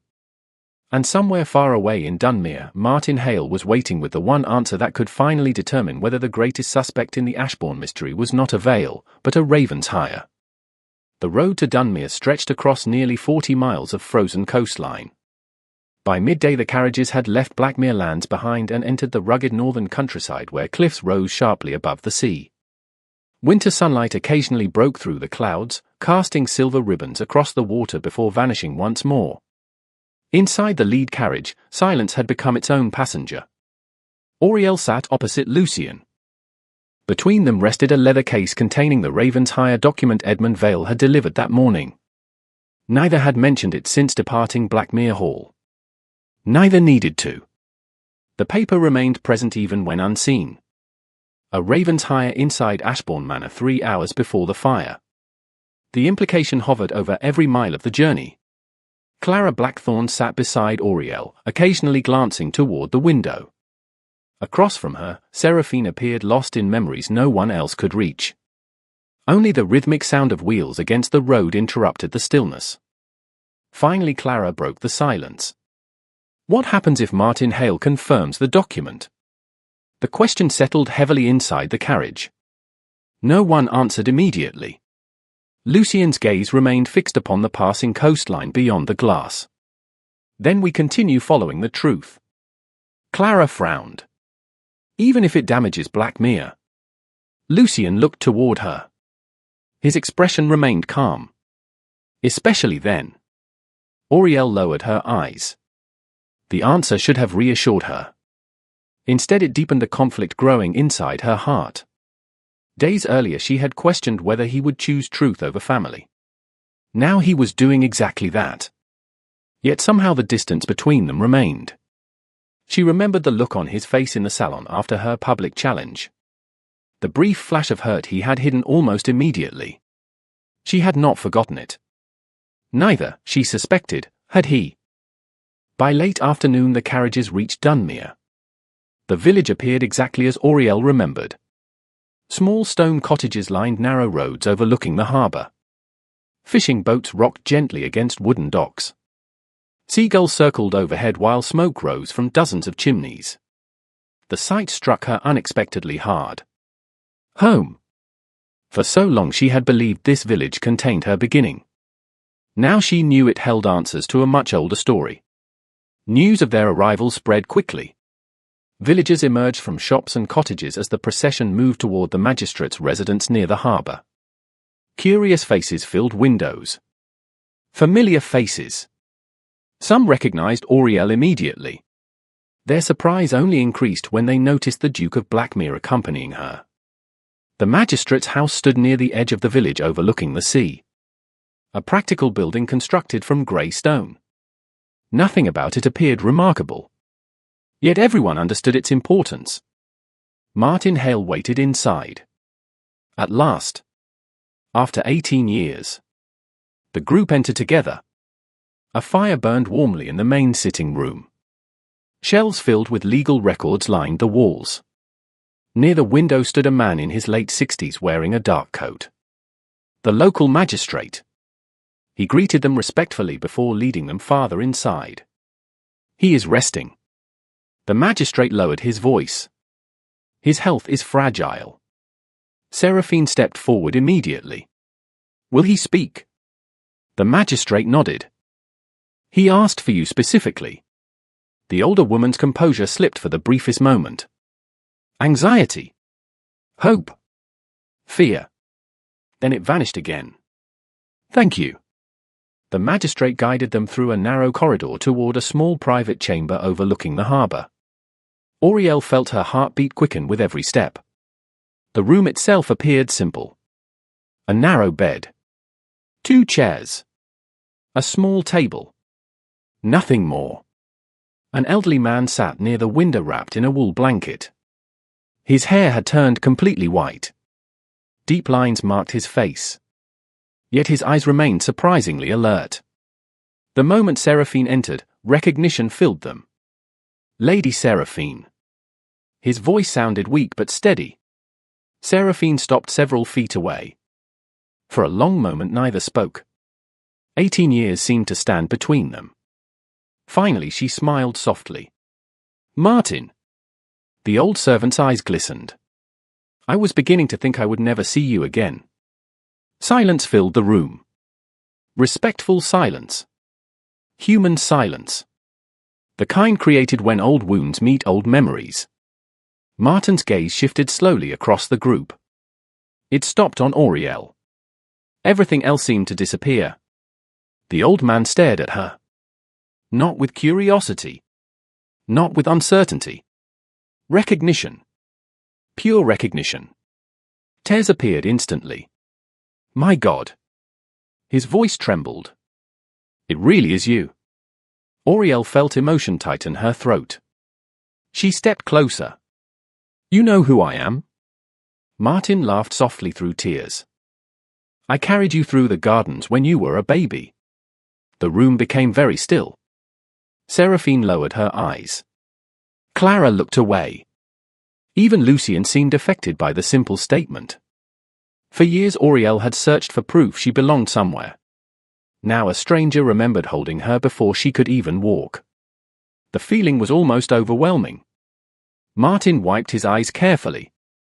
Your mother would be so proud. The word struck harder than anything else. Auriel swallowed. You knew her well. Everyone loved her. The old servant smiled sadly. Especially because she never cared about titles. Silence followed. Then Lucien stepped forward. Not aggressively. Not impatiently. Simply aware that time mattered. Martin. The old man looked toward him. There are questions we need answered. Martin nodded slowly. I know. The room tightened. Years of mystery narrowed toward a single conversation. Lucien spoke carefully. Who was inside Ashbourne Manor before the fire? Martin closed his eyes. The effort required to revisit those memories seemed visible. When he finally opened them again, they appeared older somehow. More tired. Many people. Disappointment flickered briefly through the room. Martin continued before anyone could interrupt. Servants. Guests. Family friends. His gaze settled on Seraphine. Lady Seraphine was there. Seraphine nodded once. No surprise. No denial. Martin looked toward Edmund Vale. Your father visited that afternoon. Edmund's expression remained unreadable. Again, no surprise. Martin continued. And yes. A Raven's hire arrived before sunset. Silence followed immediately. Auriel felt her pulse quicken. Lucien remained perfectly still. Who? The question came quietly. Martin looked directly at him. For a moment the old servant seemed to study the Duke's face. Searching for something. Measuring something. Then he answered. Your father. No one moved. No one spoke. The room felt frozen. Lucien's expression did not change. Yet Auriel saw his hand tighten against the back of a nearby chair. Martin continued carefully. Lord Ravenshire met privately with Lord Ashbourne. Seraphine frowned. Why? The old servant shook his head. I never learned. Disappointment spread through the room. Another answer that solved only part of the puzzle. Yet Martin was not finished. What I do know is this. His voice lowered. Everyone leaned closer. When Lord Ravenshire left Ashbourne Manor, he looked frightened. Silence. Absolute silence. The statement felt impossible. Lord Ravenshire. Powerful. Respected. Feared by many. Frightened. Martin nodded as though reading their disbelief. I remember it because I had never seen that expression on his face before. Lucien stared at the floor. Deep in thought. Martin drew a slow breath. That was the last time I saw him. The room waited. Then Lucien asked the question everyone feared. Did my father cause the fire? Martin's eyes widened slightly. Genuine surprise. Then he shook his head. Once. Firmly. No. Relief swept through the room. Immediate and powerful. Yet Martin raised one hand. But he knew something. The relief vanished. What? Auriel whispered. Martin looked toward the harbour beyond the window. Toward the darkening sea. Toward the past. He knew who was coming. No one understood. Not completely. Martin saw the confusion. The person your mother feared. He looked directly at Auriel. The person who wanted the Ashbourne line erased. The room seemed to stop breathing. For 18 years they had searched for a name. A face. A villain. Now they stood closer than ever before. Lucien took a step forward. Who was it? Martin opened his mouth. The answer finally within reach. Then a sudden cough interrupted him. The old servant pressed a hand against his chest. The magistrate moved immediately to help. Several seconds passed. Long, painful seconds. Finally Martin recovered enough to breathe normally again. Yet exhaustion had settled visibly across his features. The magistrate looked concerned. That is enough for today. Frustration swept through the room. The answer had been right there. Close enough to touch. Martin looked toward Auriel one last time. Then toward Lucien. His voice emerged little more than a whisper. The name is written down. Silence followed. Lucien frowned. Where? Martin closed his eyes. The journal. Every heart in the room seemed to stop at once. The missing Ravenshire journal. The same journal Lucien's father had hidden. The same journal everyone had been searching for. Martin opened his eyes again. Weak but determined. Find the journal.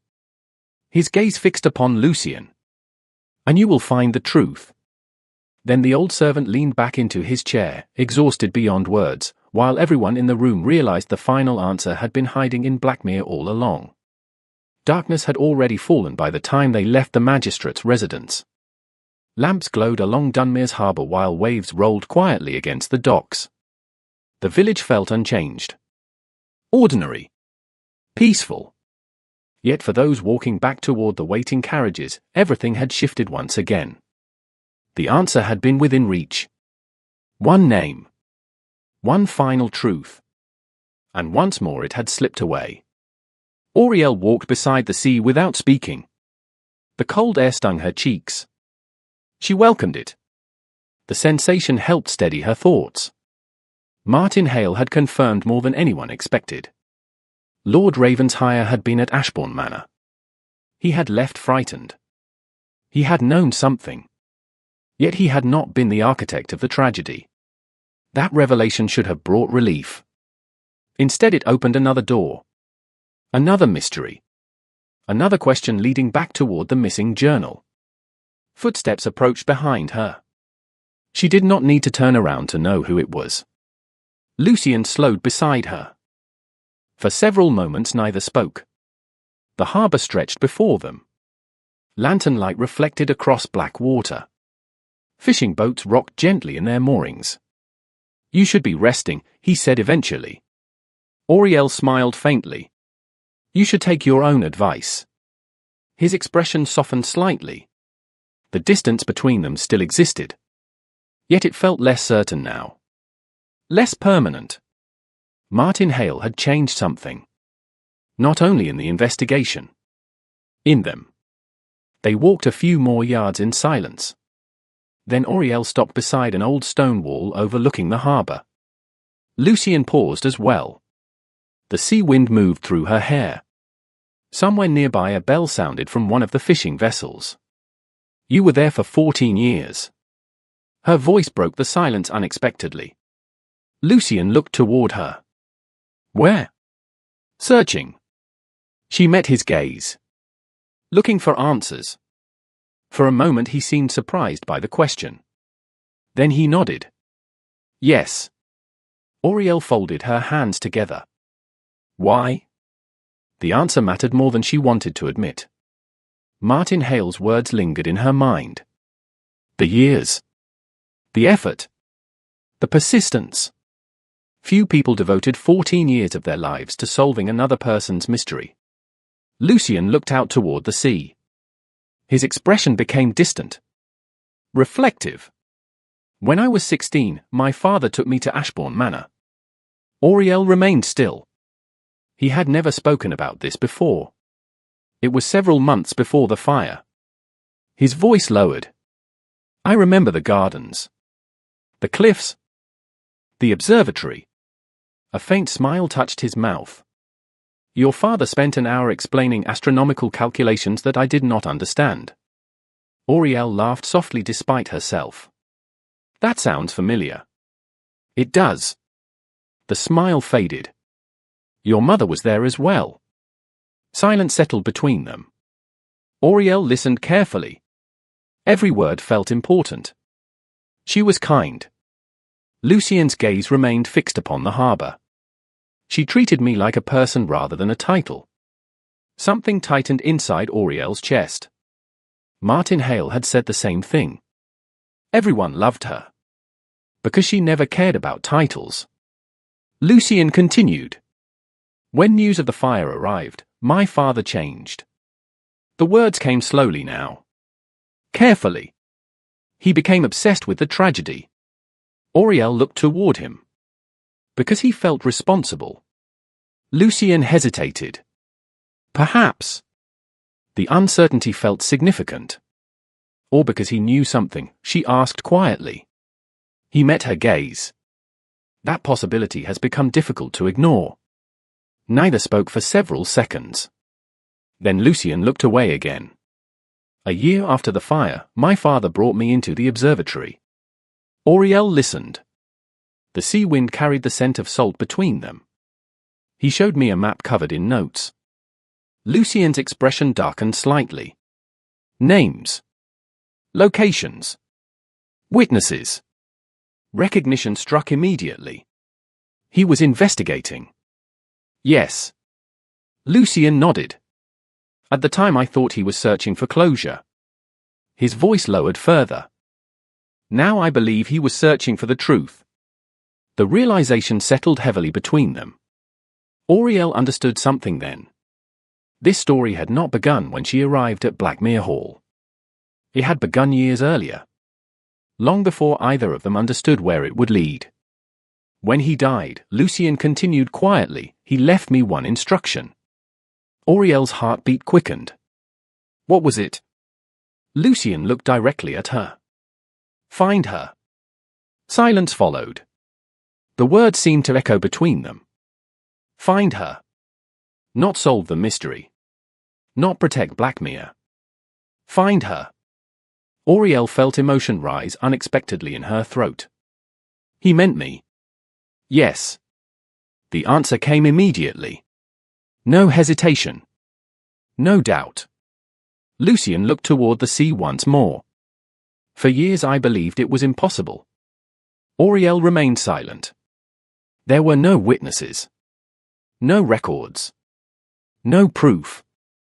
A faint smile appeared. Sadder than before. Just a promise. The harbor lights blurred slightly through her vision. She blinked quickly. And yet you kept searching. Lucien laughed softly. Apparently. Neither spoke for a while. The silence felt different now. Not awkward. Not distant. Honest. At last Auriel looked toward him. I was unfair to you. The confession surprised even her. Lucien turned. What? She drew a slow breath. In the salon. Understanding appeared instantly. Auriel. No. She shook her head. Let me finish. Her voice remained steady despite the nervousness beneath it. I told myself I was defending the truth. She lowered her gaze briefly. But I was also angry. Lucien listened without interruption. Everything kept leading back to Blackmere. To your family. To secrets no one would explain. Her hands tightened together. And I forgot that you were searching for answers too. The harbor fell silent around them. Even the sea seemed quieter. Lucien looked at her for a long moment. Then he smiled. Not the polite smile of a duke. Not the controlled smile he showed society. A real one. Rare and genuine. I was angry too. Auriel blinked. You were. Of course. The answer surprised a laugh from her. Lucien's expression softened further. You accused me publicly. I noticed. It was difficult to miss. She covered her face briefly. That is fair. The laughter faded gradually. Yet the tension between them had begun dissolving. Piece by piece. Like ice surrendering to sunlight. Lucien looked toward the harbor again. For what it is worth, you were right. Auriel frowned. About what? Truth matters more than convenience. His voice remained quiet. Even when it hurts. The words carried weight now. Earned weight. Not theory. Experience. Auriel nodded slowly. Then another thought surfaced. One she could no longer ignore. Martin said the name is written down. Lucien's expression sharpened immediately. The investigation returned. The mystery returned. Reality returned. Yes. Then the journal becomes everything. It does. Silence followed. The answer felt obvious. Yet another question remained. Auriel looked toward him. Do you know where it is? Lucien hesitated. The reaction caught her attention immediately. Lucien. He stared across the harbor. Toward the dark horizon where sea met sky. Perhaps. Her pulse quickened. Perhaps. He exhaled slowly. When I was a child, there was one room inside Blackmere that my father never allowed anyone to enter. Auriel felt the shift instantly. Instinct. Possibility. Hope. What room? Lucien's gaze returned to hers. The West Tower Archive. The words hung between them. Heavy with implication. You think the journal is there? I think my father hid something there. His voice remained calm. Yet she recognized the determination beneath it. The same determination that had carried him through 14 years of searching. Before Auriel could respond, hurried footsteps echoed from the harbor road. Both turned.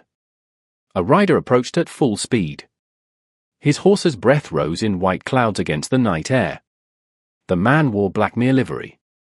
A messenger. Lucien's expression changed immediately. The rider dismounted before the horse fully stopped. Your Grace. He handed over a sealed envelope. Urgent. The seal belonged to Mrs. Hollowmere. Lucien broke it open instantly. He read the contents once. Then again. All warmth vanished from his face. Auriel felt cold settle through her chest. What happened? For several seconds he did not answer. The messenger looked pale. Nervous. As though he wished he were anywhere else. Finally Lucien lowered the letter. His eyes met hers. The journal has been found. Relief rushed through her so quickly she almost laughed. Then she noticed his expression. Relief was the last thing he felt. That is good news. Lucien remained silent. The harbour wind seemed suddenly colder. Lucien. His voice arrived little more than a whisper. Several pages have been removed. The sea crashed against the rocks below. Somewhere behind them the village bells marked another hour. And standing beneath the winter sky, Auriel realized someone had reached the journal before they did. They returned to Blackmere Hall before dawn. No one suggested resting. No one suggested waiting. The discovery of the journal had erased every other priority. 40 miles of frozen coastline disappeared beneath the carriage wheels while winter darkness slowly surrendered to morning. By the time the estate emerged through the mist-covered cliffs, every person inside the lead carriage understood the same thing. The mystery was approaching its end. Whether that ending would bring relief or devastation remained unknown. Blackmere Hall stood silent beneath a pale grey sky. Servants hurried across the courtyard carrying lanterns against the lingering darkness. Mrs. Hollomere waited at the entrance. The moment Lucien stepped from the carriage, she approached. Her expression revealed exhaustion. And something else. Concern. Genuine concern. Where is it? Lucien asked. The housekeeper handed him a leather-bound volume immediately. West Tower Archive. Hidden inside a false compartment behind the observatory records. Auriel felt her pulse quicken. After all these years. After all the searching. The journal finally rested in Lucien's hands. Mrs. Hollomere lowered her voice. I have not read it. Lucien nodded once. Who found it? A maid discovered a loose panel while cleaning. Her expression darkened.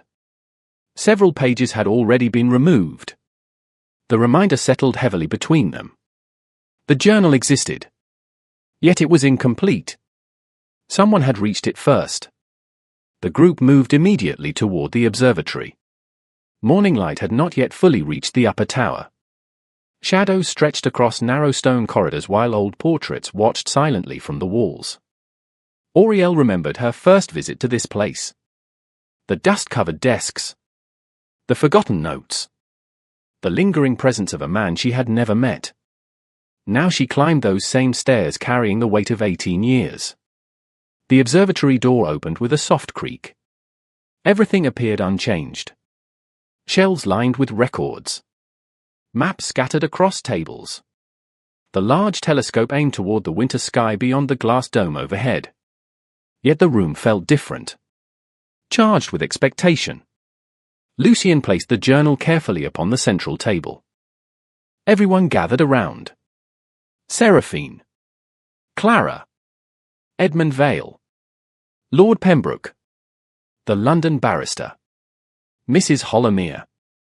No one spoke. Lucien opened the first page. Silence filled the observatory. The handwriting was unmistakable. Lord Ravenshire. Neat. Precise. Controlled. The journal began exactly as expected. Observations. Witness interviews.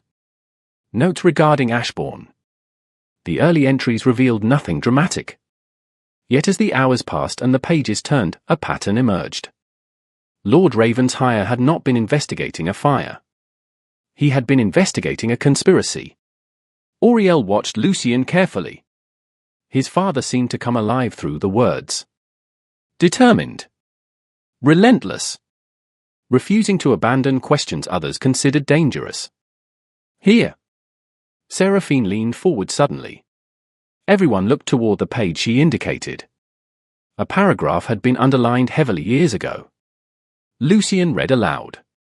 The threat against Ashbourne did not originate outside the family. It originated within their circle of trust. Silence followed. Lord Pembroke frowned. The same conclusion Lady Ashbourne reached. Seraphine nodded slowly. Yes. More pages turned. More notes appeared. Meetings. Names. Locations. Fragments of evidence. Yet the missing pages created visible gaps. Entire sections ended abruptly. Conversations vanished midway through sentences. Someone had removed exactly the portions most likely to contain direct answers. Frustration grew steadily throughout the room. Finally, Clara spoke what everyone was thinking. Who took the missing pages? No one answered. Because no one knew. Lucien continued reading. Midway through the journal, another entry appeared. This one different from the others. Longer. More personal. The handwriting itself seemed less controlled. As though the writer had been shaken. Lucien read silently at first. Then stopped. The room noticed immediately. What is it? Auriel asked.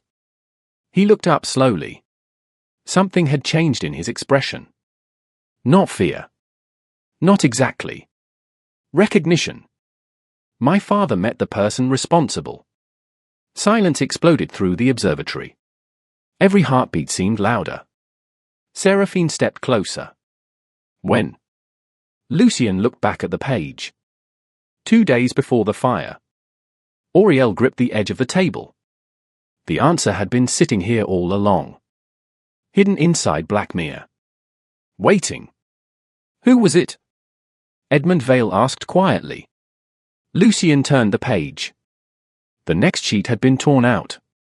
Complete silence followed. No one moved. No one spoke. The missing page stared back at them like an open wound. The answer had existed. Someone had removed it. Clara lowered her head. Lord Pembroke muttered something under his breath. Even Mrs. Hollowmere looked defeated. Yet Lucien continued reading. The remaining entries grew increasingly urgent. Lord Ravenshire clearly believed danger was approaching. He referenced warnings. Secret meetings. Attempts to protect evidence. Then near the end of the journal, another name appeared repeatedly. Not a suspect. Not a villain. A witness. Martin Hale. The old servant had been central to everything. My father trusted him, Lucien said quietly. Completely. Seraphine nodded. That makes sense. Several more pages turned. Then they reached the final section. The last surviving entries. The room became still. Everyone sensed it.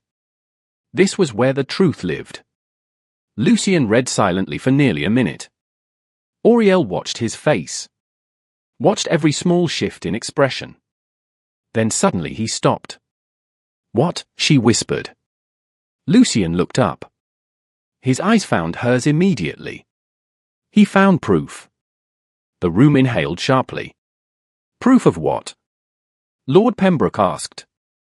Lucien lowered his gaze to the journal once more. Proof that Aurelia Ashbourne survived. Silence. Complete and overwhelming silence. Auriel felt the world disappear. The room vanished. The voices vanished. Everything vanished except those words. Proof. Not suspicion. Not hope. Proof. Tears filled her eyes before she could stop them.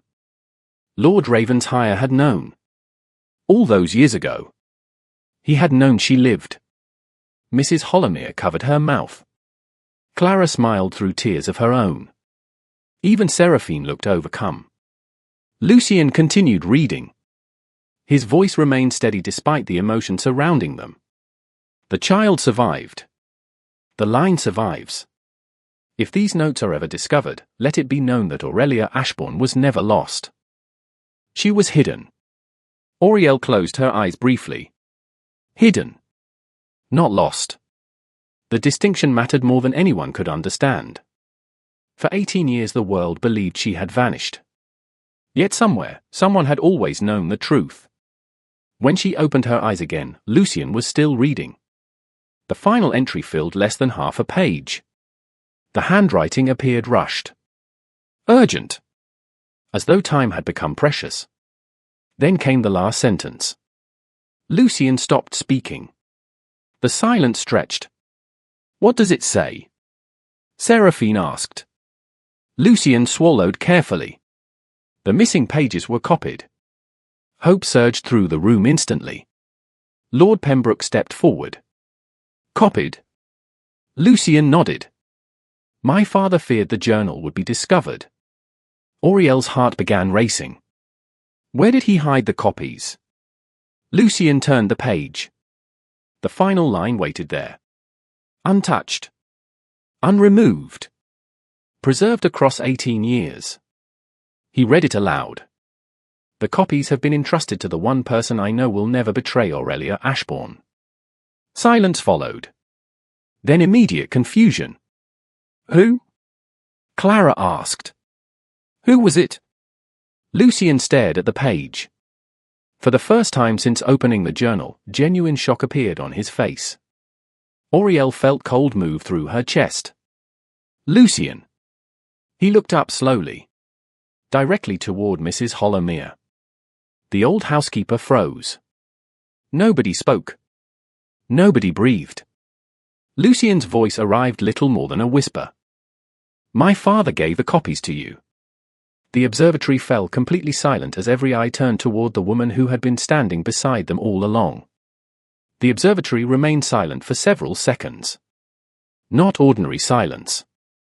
The kind of silence that follows a truth nobody expected. Every eye remained fixed on Mrs. Holomere. The old housekeeper stood motionless beside the table. Sunlight filtered through the glass dome overhead, illuminating dust particles suspended in the air. Outside, winter waves crashed against the cliffs below Blackmere Hall. Inside, 18 years of secrets had finally reached their final keeper. Auriel watched the woman she had trusted from the beginning. The woman who had protected her. Guided her. Believed her when few others had. Yet even now Mrs. Holomere did not appear guilty. She appeared sad. Deeply sad. Lucien lowered the journal slowly. You knew. His voice remained calm. Not accusing. Not angry. Simply stunned. Mrs. Holomere closed her eyes briefly. Yes. The answer echoed through the observatory. Clara covered her mouth. Lord Pembroke sat down heavily in the nearest chair. Even Seraphine seemed shaken. Lucien stared at the woman who had practically raised him. For how long? Mrs. Holomere met his gaze. Since the day your father died. Silence followed. Then Lucien asked the question everyone wanted answered. Why did you never tell me? The old housekeeper smiled sadly. Because I promised him I would not. Auriel felt emotion tighten inside her chest. Mrs. Holomere reached into her pocket slowly. No one moved. No one interrupted. She removed a small brass key worn smooth with age. Your father knew someone was watching him. Her voice trembled slightly. He believed the journal would eventually be discovered. Lucien looked at the key. The copies. She nodded. Yes.